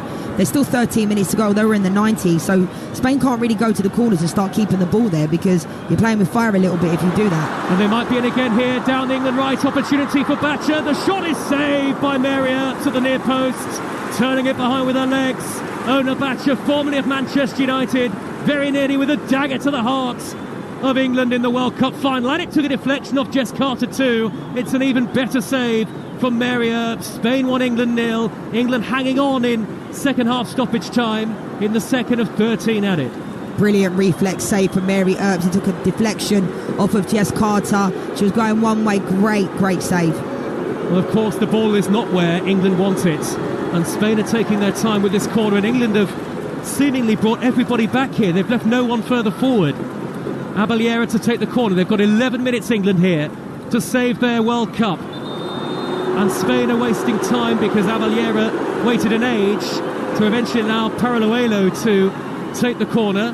The referee tells him to get on with it. Here's the in-swinging delivery. Paredes coming in, headed away by Bronze. Flicked a little further clear by England. There was a foul on Bronze. Free kick to England. We have half-time at Carrow Road in the Championship. Talksport's Ian Abrahams. Norwich 1, Millwall 0. Jonathan Rose, excellent goal. Separates the two sides. Norwich have been the better team by far and could have had 3 or 4. Half-time, Norwich 1, Millwall 0. More live football from the EFL for you next week on Talksport 2. Hull Bristol City on Friday. Watford Blackburn next Sunday. Spain 1, England 0. The World Cup final. The Lionesses battling here, but they're struggling to work a way back into the match. And we're now 3 minutes into the 13 added. And Spain are on top. Oyan Hernandez down the right, pulls it across. Paraluelo is there. Lucy Bronze got the faintest of touches to divert it through the legs of Paraluelo. Otherwise, that would have seen off England well and truly. The Lionesses heading for their first competitive defeat under Sarina Wiegman, unless something changes in the 10 minutes remain. But England can't get hold of the ball at the moment, Leanne. No, there's still time. There's still 10 minutes. You know, it was a fantastic ball from Hernandez. Paraluelo couldn't quite get there. Lucy Bronze does a really good job. But they're getting completely overrun because obviously now Millie Bright's gone up top, and we just haven't really been able to get our forwards on the ball at all. You know, Lauren Hemp in the second half, when Alessia Russo goes off, can't get the ball. Here comes England's Lauren Hemp, tearing down the left-hand side. Millie Bright is playing as a centre forward now.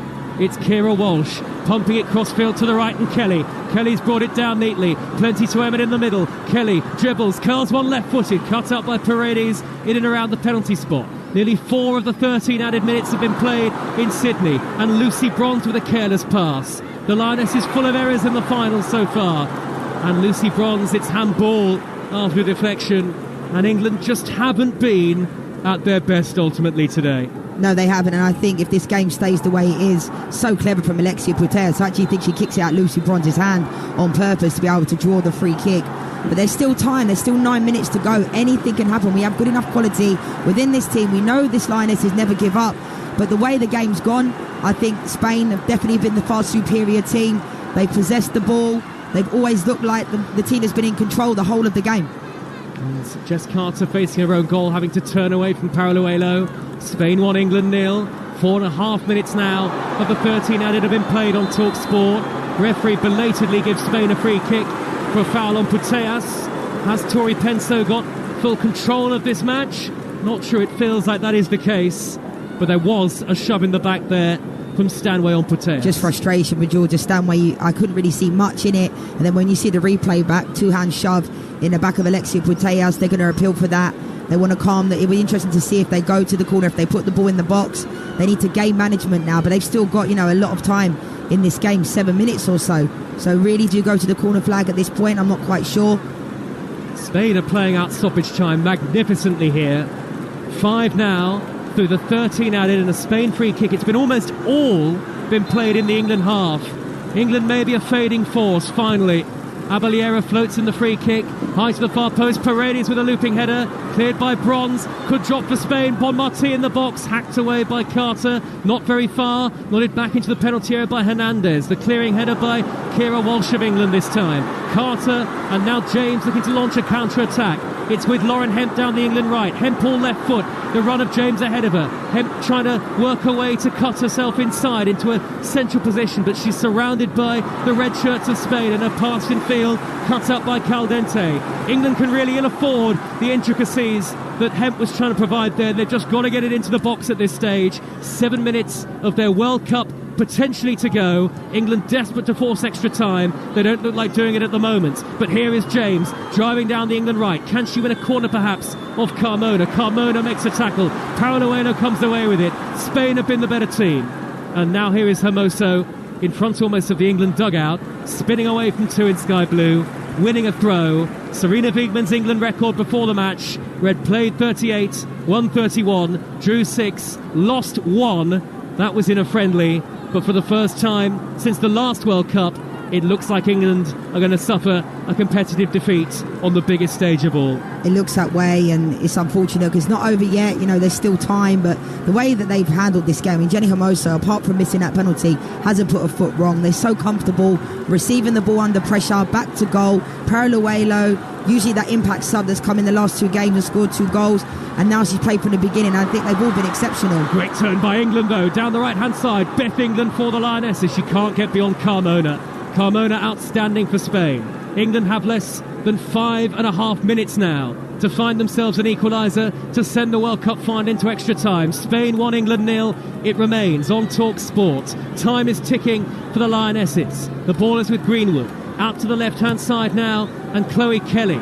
Chloe Kelly has scored the winner in the Euros final, but she's blocked off. Spain are finishing stronger. Though that said, Stanway's won it back in the centre circle. She's dispossessed by Abelliera. Spain getting past a tired England now. Walsh looks leggy. It's Bonmatí, edge of the area. She's got options right, left and centre. Bonmatí goes it alone. The shot is repelled by Carter. 1-0 to Spain. Here is Paranaguelo shooting from the angle. Lucy Bronze gets back. But Spain look the better of the two sides, the stronger of the two sides, the physically fitter of the two sides. 5 minutes of stoppage time left. England's dream is fading fast, 1-0 down. It is, and it's unfortunate, but this is fantastic play again from Bonmatí. I mean, Kira Walsh, I don't think it's been her best game today, but Bonmatí, I said it'd have to take a player to have to do a job on her for us to win this game, and I think she's been excellent. Now they've got a corner, they'll be looking to keep the ball in there. Paranaguelo gets the shot off. Lucy Bronze, fair play to her. She's left everything out there today, genuinely, but she's getting overrun. 4.5 minutes remain. England fans can barely watch. Abelliera's deep corner to the far post. Good header away, that by Jess Carter. England have not had any real control of the ball during stoppage time at all. Spain have been outstanding in their approach, and those England supporters, glum looks on faces. Spain 1, England 0 if you're just joining us live on Talksport in the Women's World Cup final. One of 450 live football commentaries will bring you this season. Some of the Spain fans can barely watch either, but the look of disappointment is etched on England faces. Less than 4 minutes of stoppage time remain. A corner for Spain on the far side of the field. It'll be whipped in high, left-footed by Paranaguelo. Paredes coming into the back post. Lucy Bronze with a brave header. England get a goal kick out of it, and it's getting to that point, Leanne Sanderson, where it's going to be now or never for the Lionesses. I cannot believe Paranaguelo has put that into the box. There's 4 minutes to go. Surely you keep that in the corner. I'm glad that she put it in there because it allows England to go down the other end, but surely you have better game management than that. Keep it in the box. They've got good game players, ball players in their team that can possess the ball. Keep it in the corner. It might be boring, but that's what you've got to do to see out a game. But I can't believe they put the ball into the box. Spain 1, England 0. Jess Carter's long ball down the field, headed away by Paredes for Spain, not convincingly. Hemp trying to seize upon the second ball. Deflection off Carmona. Do England have the belief they can get an equaliser with 3 minutes of stoppage time to go? 3 of 13 remain. Otherwise, it's going to be defeat in the World Cup final. But Spain are on the counter. Hernandez on the burst, driving forward up the right-hand side. Gets away from Greenwood. If she's sensible, she'll head to the corner flag. Greenwood slides in and just about whips that from under the feet of Hernandez. A brilliant tackle. Last-ditch defiance from Alex Greenwood, but it won't be enough here for England as it stands. 2.5 minutes remain. England trail Spain to Olga Carmona's first half goal, which looks like being the winner. Here is Beth England, though, for the Lionesses, chesting it down, and a back heel at that stage in the game. She's given it straight back to Spain again, and in many ways that sums up a disjointed England display. It does, and I want to give credit to Alex Greenwood because that was an absolutely brilliant tackle from her to recover the ball from Hernandez. Bethany England there just back heels. It has to play the ball forward, keep it continuing to play. You know, they've got a free kick now, Spain, and this is going to play into their hands. But I can't believe that Spain have not kept the ball in those corner areas at all. They're looking to still go forward even with 2 minutes to go. Serena Wiegman standing down the barrel, staring down the barrel of competitive defeat for the first time as England head coach, and she will become the first senior head coach to lose 2 senior World Cup finals in either men's or women's game. She's done a remarkable job for the Lionesses. Maybe there are 1 or 2 questions to be asked today. Here's Paralluelo, 1-0 Spain. Paralluelo in the box, Jess Carter gets there. England have a free kick. 90 seconds of added time remain. It really is now or never now. It is now or never. Really good recovery there again from Jess Carter. Mary Earps just needs to launch this. Route 1, get everybody forward. You can see the Spanish players and the coaches saying the ball should be pushed further back. They're on the edge of the technical area, ready to celebrate. This is it for England, surely. Millie Bright looking to burst through the middle, cleared away by Carmona of Spain. Spain going down, going to ground whenever they get the chance. There's a foul on Putellas, a free kick to Spain. We're into the last minute of added time, and Spain are nearly there, leading by a goal to 0. And victory, the taste of World Cup glory, is so nearly upon them. And for England, it will be the most desperate feeling of failure at the final hurdle. It will, and it's clever play from Carmona. She draws the foul, plays a nice little touch around the outside, 1-2 on the outside of the foot. You know, there's 30 seconds to go.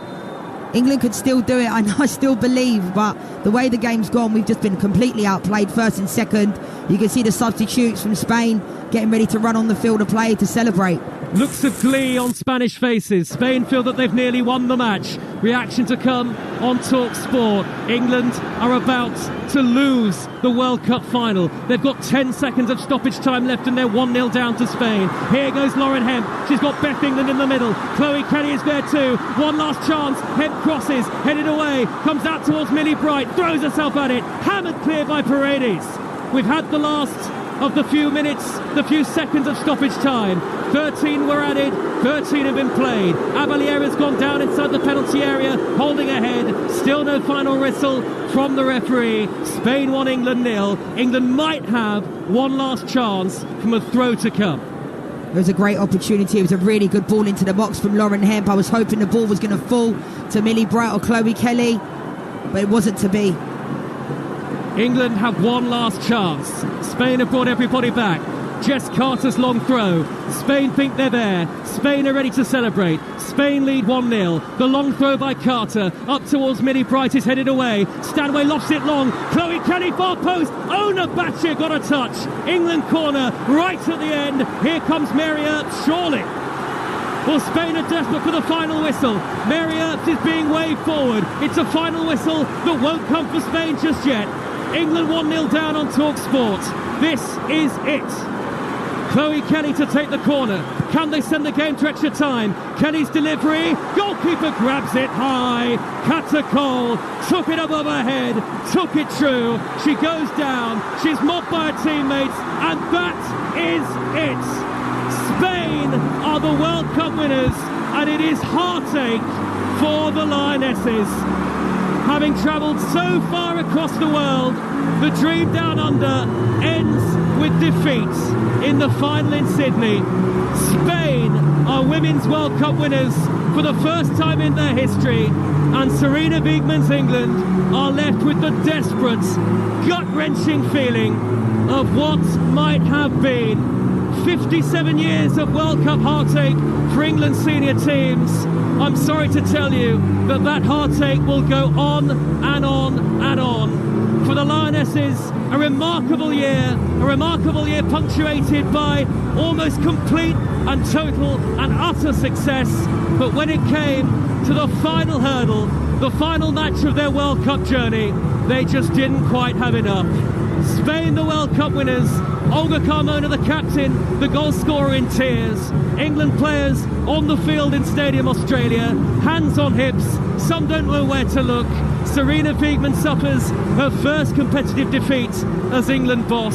England's first defeat in any proper competition since the last World Cup in 2019. And despite the glory days of 2022, when England became European champions, the wait for a first World Cup win for the Lionesses and a first World Cup win for any England senior side since 1966 will go on to another year. Spain are the 2023 Women's World Cup winners. They have beaten England in the final in Sydney by a goal to nil.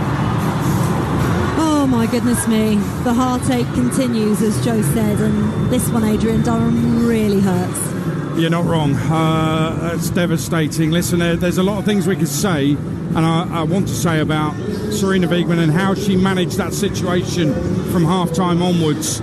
But first of all, you've got to say, for England to get that far and to get that close and to push Spain that hard, given all the injuries they had pre-tournament, given the fact that so much went against them and they weren't particularly brilliant in some games of this tournament, then you've got to give them credit. It's a valiant effort, bearing all of that in mind. But I think that this is one game where Sarina Wiegman, as brilliant as she's been, is going to look back and regret certain decisions. I know exactly what decisions you're talking about there.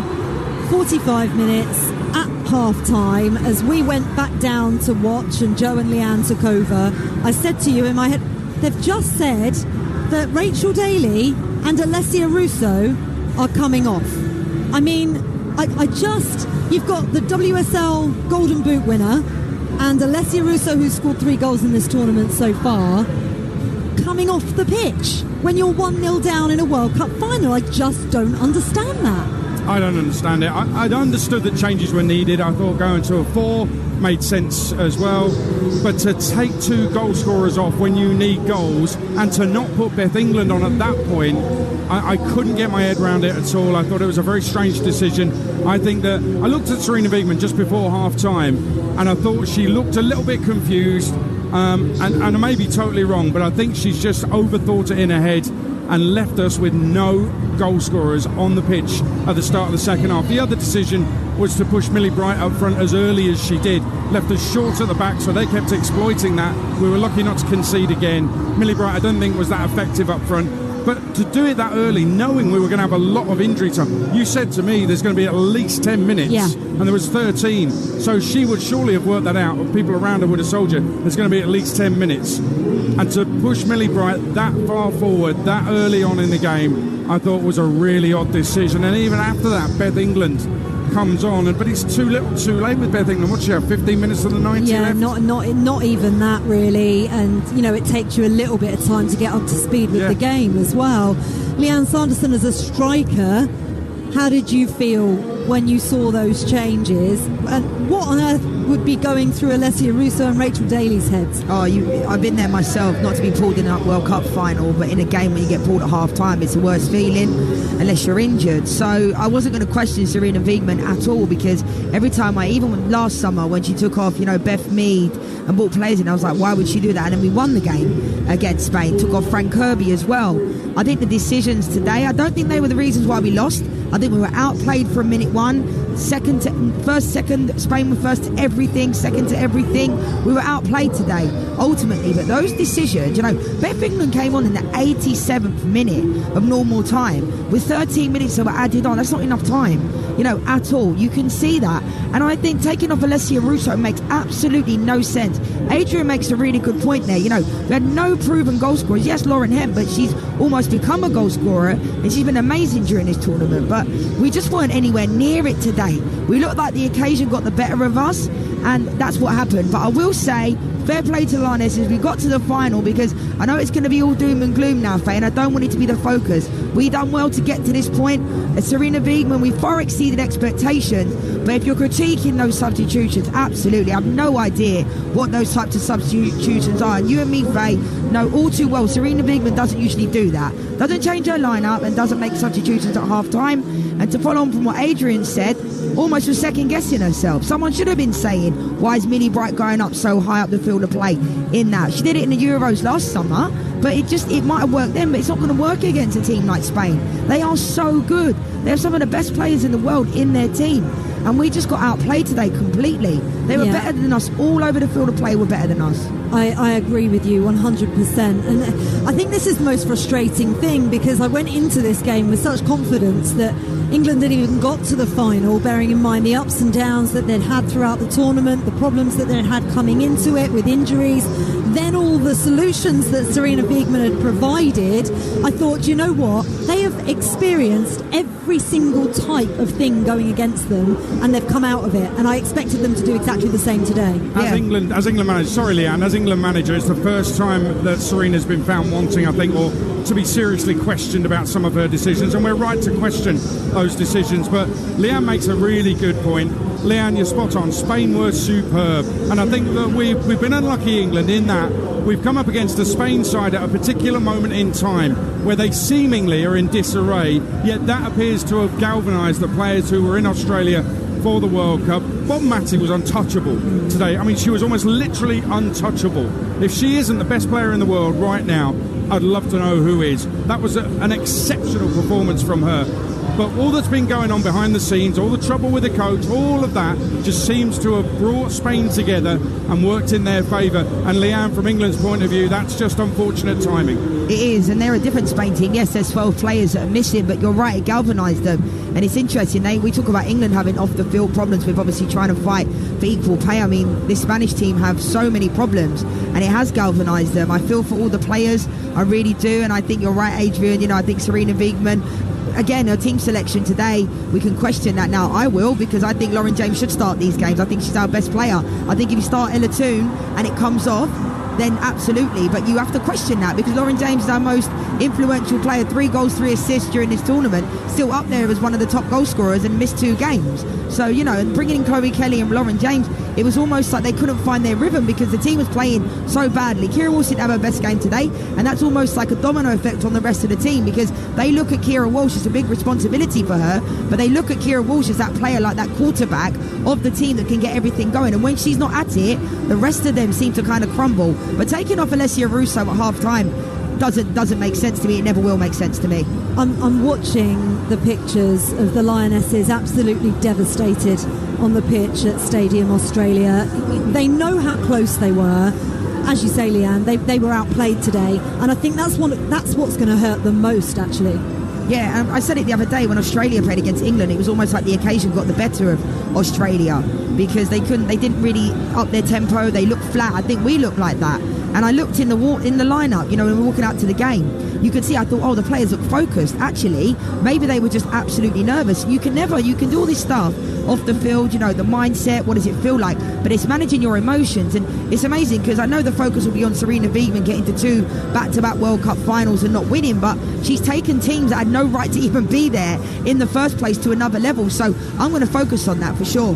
Yeah, I think we should focus on some of the positives, actually, because it is a step further. They won the Euros. They've got to the final of a World Cup for the first time. That's a real positive to take. Bearing in mind everything coming into this tournament, everything they've contended throughout it as well, it's still positive. They're not going to be feeling that right at this moment. I'll be honest, I don't really feel like that right at this moment. But I think on reflection, I feel sick. On reflection, I think they will. So let's focus on some of the positives, and one of those in particular was Mary Earps, because let's be fair, this would not be a 1-0 scoreline without Mary Earps. No, it wouldn't, and it was a fantastic save. It was a poor penalty from Jenny Hermoso, probably the only thing she'd done wrong all game, and Mary Earps seemed to know exactly where she was going. And I think apart from the game against Colombia, when the ball from Santos went over her head, she's been exceptional, and that's why she's the best goalkeeper in the world. I think, fair play, we're seeing scenes of Alex Greenwood on our screen, getting stitched up on the field of play, coming straight back on. That's the type of spirit this team has. But I feel for the players, after having that glimpse of success last summer, you feel it. It's one of the hardest moments when you lose a game like this and you're out there having to watch the trophy presentation happen. But sometimes that can find something within you that will make you think, I don't want this to happen again. The only thing that concerns me is that in 4 years, the other teams will come back stronger. USA will come back stronger. Germany, Brazil, Canada. Those teams will be stronger, and we have to grow from this, and we have to keep getting better. You're right, it was a golden opportunity because so many of the big guns had gone out early, Leanne. You're spot on. And I think the Mary Earps save, listen, there's some who've got still pictures of her being off the line. I don't care. It was a brilliant save. And I thought that would inspire England to go on and dominate the game. And for about 2 minutes, I thought Spain were all over the place. But fair play to Spain because they galvanised themselves again in the midst of missing a penalty, which would have seen the game off. That would have been it. In the midst of missing that, they got their calmness back, got their foot on the ball, and they did really well. I think we can get some reaction from the tunnel. Our England reporter Courtney Sweetman-Kirk is at Stadium Australia. Who are you with, Courtney? No one at the moment. We're still waiting. The players are out on the pitch. We're down here, obviously, absolutely devastated, and just listening to what you guys are saying. Maybe a little bit of a different feel inside the stadium. I think. Look, you can argue, over the changes that Sarina Wiegman has made, but I do think they look better in the second half. I'm not saying they look good, but they certainly looked better from the first half, which probably wasn't overly difficult from the way they got overrun. But I think there's a lot of players as well, regardless of the decisions that Sarina Wiegman made, were below par today.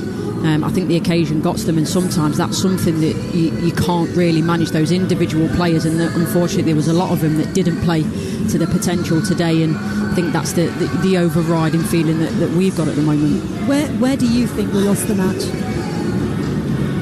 I think in the midfield. I think it's, I hate to pick out individual players, but it's probably the worst performance I've ever seen from Kira Walsh, really. Normally she's the metronome, she's the one where normally she gets the ball and she's always in space, and it seems that Spain sort of got her number today when she was trying to get the ball and play forward. There was someone on her back, she was getting pickpocketed with the ball, and because then we didn't have that rhythm of going through Kira, we struggled to find a different way to play. And I do maybe agree with the fact that probably Beth England should have been brought on earlier, but as I say, I just unfortunately think we've hit a moment where there's a majority of the players in the squad that wouldn't have played in the way that they wanted to, which is you never want that to happen on a World Cup final.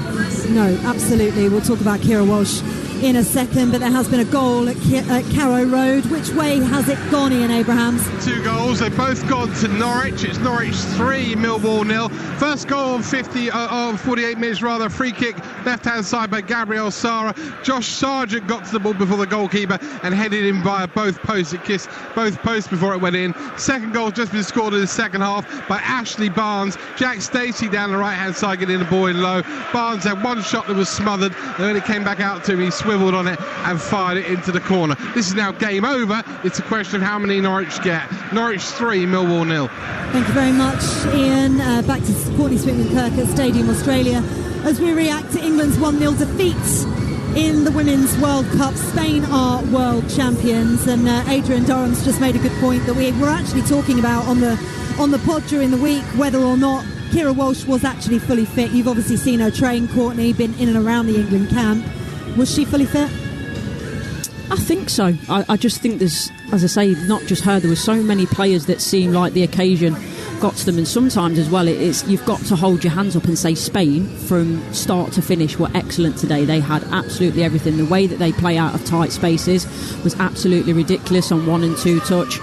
And they were very, very good today, took their chance. And I think as well, we've got to remember, in terms of Nigeria, Colombia, at times we were exposed, and I think because of the level of those teams that we were playing, we didn't get punished so much, whereas I think what we've seen is a fantastic Spain side that got in those areas in between, sort of behind the wing backs, and then actually they've had the ability to be clinical and end up getting it was only 1 in the end, but creating very, very good opportunities and finishing them off, whereas I think before that, as I say, there were teams that were getting in those positions and looked dangerous, but just didn't have the ability to put the final touches on it in the final third. And it's fine margins, isn't it? I mean, I heard the thump of the crossbar when Lauren Hemp hit it on the 16th minute. That goes in, and it changes the momentum shift of the game, and it's, we're talking millimetres.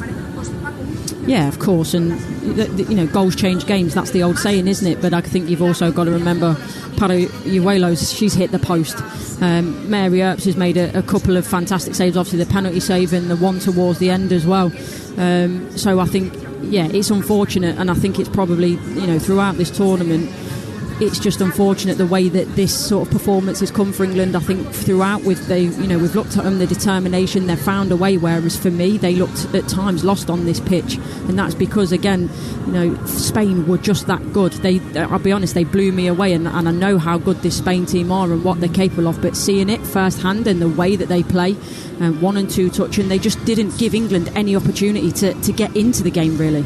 No, it's definitely the best I've seen Spain play defensively in this tournament, without a shadow of a doubt. I think they learnt a massive lesson from that 4-0 schooling by Japan in the group stages. And Leanne Sanderson, we're just waiting for the trophy presentation. Unfortunately, it won't be Millie Bright stepping up to receive the World Cup and bring it home for England. They're going to be getting runners-up medals, the Lionesses. They look absolutely devastated on the pitch as they wait for that ceremony to take place, with the Spain players celebrating all around them. How do you come back from something like this? Because we know the momentum that they've had the past year after winning the Euros. This is going to take a little while for them to reorganise themselves and get over, isn't it, psychologically? Yeah, well, these ones definitely hurt. There's all these things in the back of your mind. There was already going to be a trophy victory parade in London on Tuesday. That's not going to be happening anymore. But I think sometimes, this defeat will hurt for a while. I was always, I hated losing, don't we all?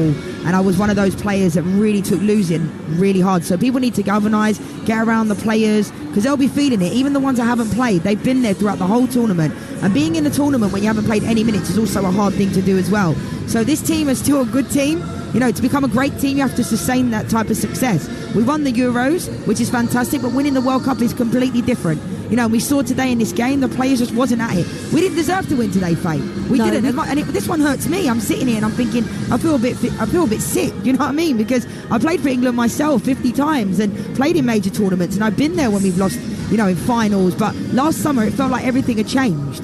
It felt like we have this, we find a way. You said it yourself, Faye. You felt like we were always going to find a way, and we just fell short. And, you asked that question to Courtney Sweet-McKirk about Kira Walsh. I just don't think she had a good game. She looked fit in the last game, and, we can all make excuses, but they were just better than us today. Hold your hands up sometimes and say, you know what? They were better than us. 4 years to use it to fuel them, but of course some of these players won't necessarily be playing for England in 4 years' time as they kind of come towards the end of their international careers. But the Euros in 2025 is going to be absolutely huge in Switzerland. They'll be defending their title, but it's a long way to wait, isn't it? And Adrian said it there, this was the opportunity, this was the chance for them, with all the big guns out, in inverted commas. It was such a wide open tournament. I don't know how they're going to sleep for the next few nights. Yeah, and they probably won't. It's a long journey back from Australia, but these players, I would say they did their best. That's all you can ask for, but Spain were just better. I think over the whole tournament, when you look at everybody we played throughout, we had a decent run to the final when you think about it. Apart from Australia in the semis, playing in our group was a pretty easy group. We almost lost to Haiti in the first game, and people did say the underwhelming performances that happened. We haven't played at our best during this tournament, but we found a way to win against Colombia, against Australia, and then you think they just know how to get it over the line. Ultimately, if you don't have the quality, like in the game today, that's what's going to happen. Against Spain, they are so good. People go back and watch the game. I'll go back and watch the game in a few days, because this one will hurt me. A few days. I was going to say, I'm going to have to take a week. I won't be able to. But when you watch them and you watch Spain, the way they have the ball, they never, ever, ever panic. The Spanish team in the back line, I thought Carmona was exceptional. Paredes, they just never panic. And even when we were piling on the pressure, they always found a way. They're clever. They go down when the little slightest of touches. It's annoying, but it's game management. So fair play to Spain. They deserved it today. And it's what we've been good at, to be fair, in the tournament.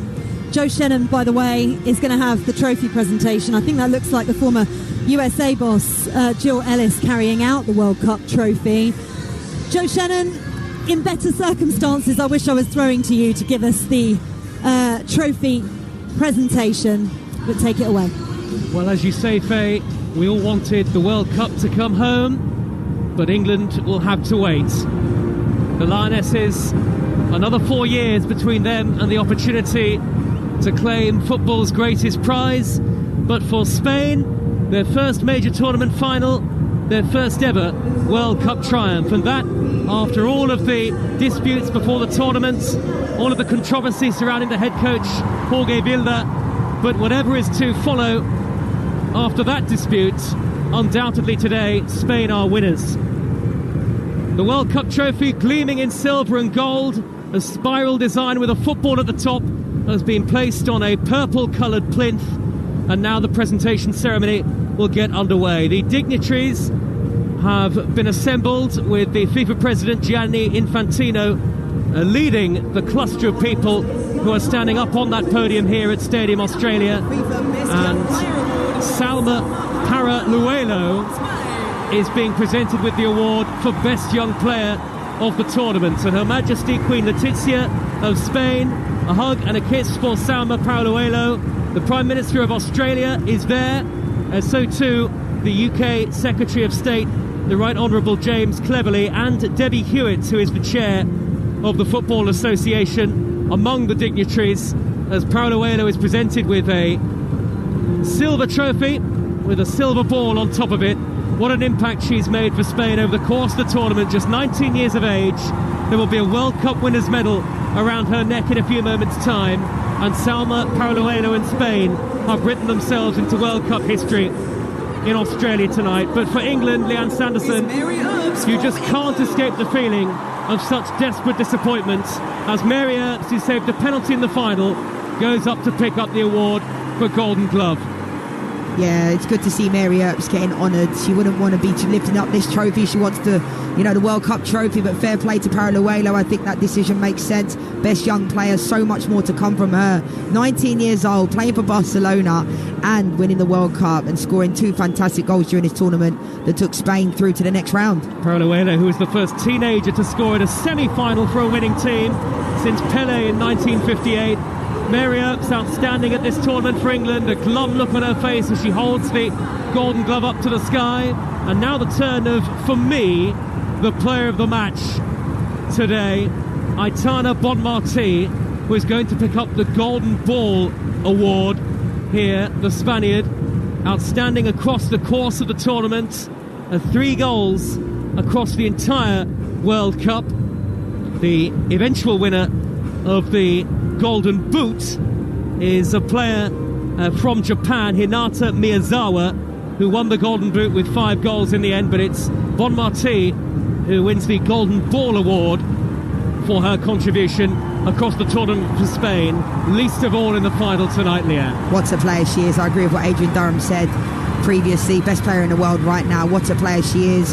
In the absence of Alexia Putellas at Barcelona this year, she's been absolutely brilliant in the Champions League, and she's just a fantastic footballer, and I'm so glad that she's able to show it on the world stage. Earps and Bonmatí, shoulder to shoulder, arms around each other. Earps choosing very sportingly to pose for the award with Bonmatí.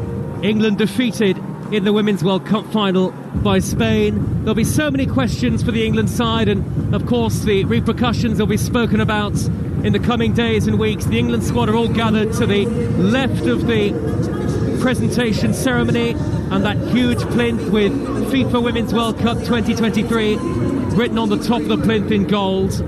And now we have the presentation for some of the match officials who are getting arms of thanks and handshakes from the dignitaries, and the arms of Gianni Infantino holding up the medals around the necks for the officials today. And of course all of this happening while England are still going through the commiserations and the recriminations. England players that we've seen in tears, some of whom didn't play a single minute at this World Cup, but all have contributed to the England camp. And England have continued to inspire millions upon millions of women and girls all across this country. But ultimately they will be flying back halfway across the world, I think, Leanne Sanderson, with a real sense of an opportunity missed at this World Cup. It is gutting for all of the Lionesses. It is, and these ones are going to hurt, not for days, not for weeks, but for months, and losing in this magnitude when you're so close. But they were second best at everything today, England, and I think Spain for sure deserved this. Will we see Sarina Wiegman at the next World Cup? Her contract runs out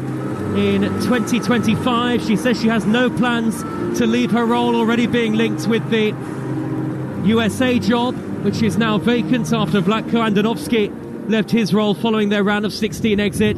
The World Cup in 2027 feels a long time away, at least the Lionesses will have the opportunity to defend their European Championship title in Switzerland in 2025. And now today's match officials, led by Tori Penso, the American referee from the United States, the first American to referee a World Cup final, and they have their medals presented to them by the dignitaries led by Gianni Infantino. As I say, there's United Kingdom representation from the worlds of politics and sports on the stage as well, and Infantino is at the head of the dignitaries as those presentations go on. The floodlights still on here at Stadium Australia in Sydney. The lights coloured purple now, which is the colour of this presentation plinth, and very shortly we will see the England players come up to receive their runners-up medals. And after all of the tribulations and trials of the tournament, all of the adversity that England had faced, they had one game to go for glory, and on the day they didn't really turn up, it felt like, Leanna. There wasn't really a single England player, perhaps Mary Earps aside, who you feel really gave their all in terms of quality of performance. No lack of effort, but the quality just wasn't there. No, it wasn't there, and I think as soon as Alessia Russo went up at half-time, we saw that Lauren Hem kind of shrunk inside herself a little bit. There was no options up top, there was no combination play. Even when Chloe Kelly came on and Lauren James, it was quite stale and quite flat, and we usually look at Chloe Kelly to galvanise the team, but you can't keep bringing on players expecting them to make things happen in a short space of time. You need to take care of the game in 90 minutes, and ultimately Spain were the better team. Millie Bright leads the England squad. The stand-in skipper, of course, remember, no Leah Williamson, no Beth Mead, no Fran Kirby at this tournament for England. Could they have made the difference in the final for Serena Wiegman? We will never know. The players who haven't played a part on the field in terms of the tournament, but all of them valued squad members. I can see Jordan Nobbs and Katie Robinson, Esme Morgan, Lotte Wubben-Moy, none of whom have had the chance to play on the field at this World Cup, but all of whom make such a contribution to making this Lionesses squad the special squad that it is. And the Lionesses still, as I say, proudly European champions going into the Euros in Switzerland in 2025. But I think there will be one or two regrets as to how this 2023 World Cup has eventually panned out. We're not used to seeing the Lionesses end up on the losing side. Their first ever competitive defeat under Serena Wiegman has come in the 39th game of their Dutch head coach's tenure. And for Serena Wiegman, after the heartbreak of World Cup final defeat with the Netherlands in 2019, I'm sorry to say that history has repeated itself in 2023. She's at the back of the queue. She is a relatively quiet and unassuming figure when you speak to her, perhaps in post-match or before a game, but she has inspired so many, not just in the England setup, but as I say, generations, millions of women and girls across the country of England. And Serena Wiegman will come again in an England managerial role. A huge cheer across all of Stadium Australia. The commiserations and the words from Gianni Infantino, Her Majesty Queen Letizia of Spain, and the others in the FIFA delegation may feel hollow at this stage, but Serena Wiegman, as she gets a big hug from the chair of the FA, the FIFA Vice President, Debbie Hewitt, has achieved a great deal. She has taken England to a new level. She made the impossible dream a potential reality, and though England have not succeeded on the world stage, ultimately, when it came to the final hurdle, this England side, this group of heroines who achieved so much at the Euros, will come again. There will be brighter days ahead for England. There will be, and I think it's obviously saying Serena Wiegman has lost back-to-back World Cups doesn't look good, but I think it's important to remember she's got squads. When she's taken in squads like the Netherlands and England, they weren't ranked number one in the world. They had no right to even be there. When you get there, you have that feeling that we have that divine right that we should win. It doesn't work like that. You know, and Spain deserved this, but Serena Wiegman, I give her so much credit, because before she got this job, we were nowhere near being European champions, nowhere near World Cup finals. Under Phil Neville, we wasn't. So fair play to Serena Wiegman. And now beneath these dark Sydney skies, the scenes that England supporters didn't want to see. Spain, jubilant, beaming smiles on faces, tears of joy. Spanish flags have been unfurled in red and gold. Hugs for all of the Spain players, hopping up and down. The joy of victory. They can't quite believe it, some of these Spain players. And the contrasted emotions, of course. There isn't much between defeat and victory on a day like this. Ultimately, there wasn't even much in the game in the World Cup final. but it's England who've ended up on the losing side this time, and Spain, in just a few moments, are about to lift the World Cup for the first time ever. Spain players kissing that gleaming gold and silver trophy as they walk beyond it. The likes of Alba Redondo, the likes of Laia Cadena, Irina Paredes, who are both outstanding in central defence. The goalkeeper, Kata Cole, a surprise name in the squad, only made her Spain debut at this World Cup. What a goalkeeper she will be across her career for Barcelona and Spain. And in just a few moments, there will be a medal round the neck too of Alexia Putellas, arguably one of the greatest women's players of all time. Had a desperate passage in the last year due to injury. She hasn't been involved. She hasn't been able to play her part, perhaps as she would have liked, across this Spain World Cup. She and Hermoso, the all-time leading scorer, missed a penalty in the final, but in the end it didn't matter. She and Hermoso have swapped shirts for the trophy presentation, but a beaming smile on the face of Alexia Putellas, who has won everything that there is to win in the club game, and now a World Cup winner, Leanne. Absolutely incredible, you know, coming on in the Champions League final as well in the dying minutes of the game. We know she'd be a mainstay in this team had she not been coming back from that ACL injury. So I think Jorge Vilda has managed this situation very well, bringing her into the game to see it out, and Paralluelo starting. But this team, this Spanish team, against all the things and all the problems they've had off the field of play, 12 of their players are not here. 3 of them decided to come back for this tournament. I can't even imagine how those players that are not here must be feeling, and fair play to them, and the ones that have decided to come as well. And that dispute may continue. Who knows how long Jorge Vilda has got in the Spain hot seat. Maybe there'll still be doubts about his credentials, and there will be some who feel that even despite this achievement, Spain have done it in spite of their head coach. That is maybe a debate for another day, but without question, Spain are the winners tonight at Stadium Australia in Sydney.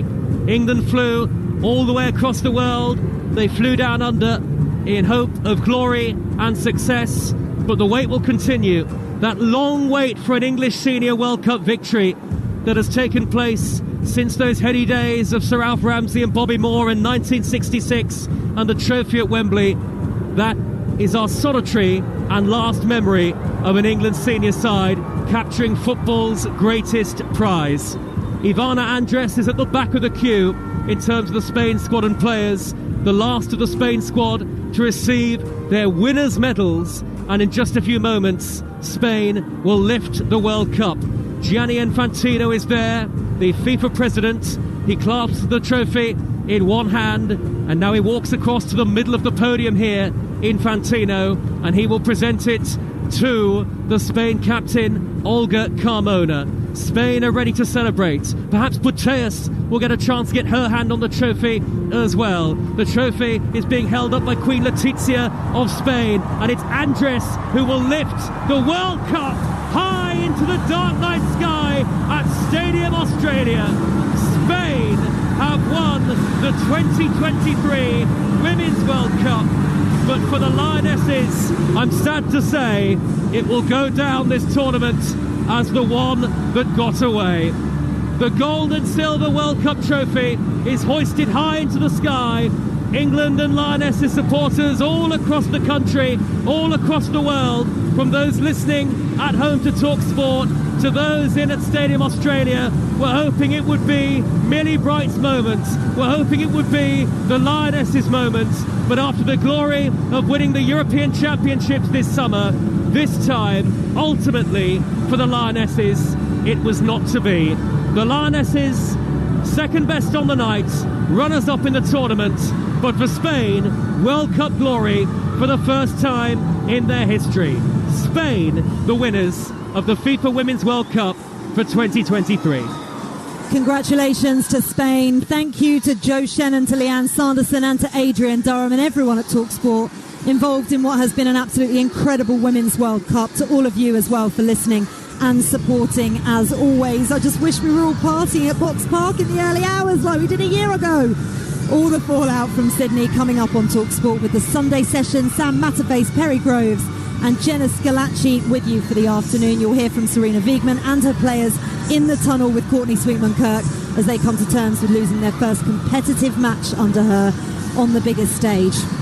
Wasn't meant to be for the Lionesses, but a statue of them will still be erected outside Wembley Stadium after their Euros success last year, and their legacy continues. They went a step further, making their first ever World Cup final, but fell at the final hurdle in Sydney. World Cup glory is Spain's.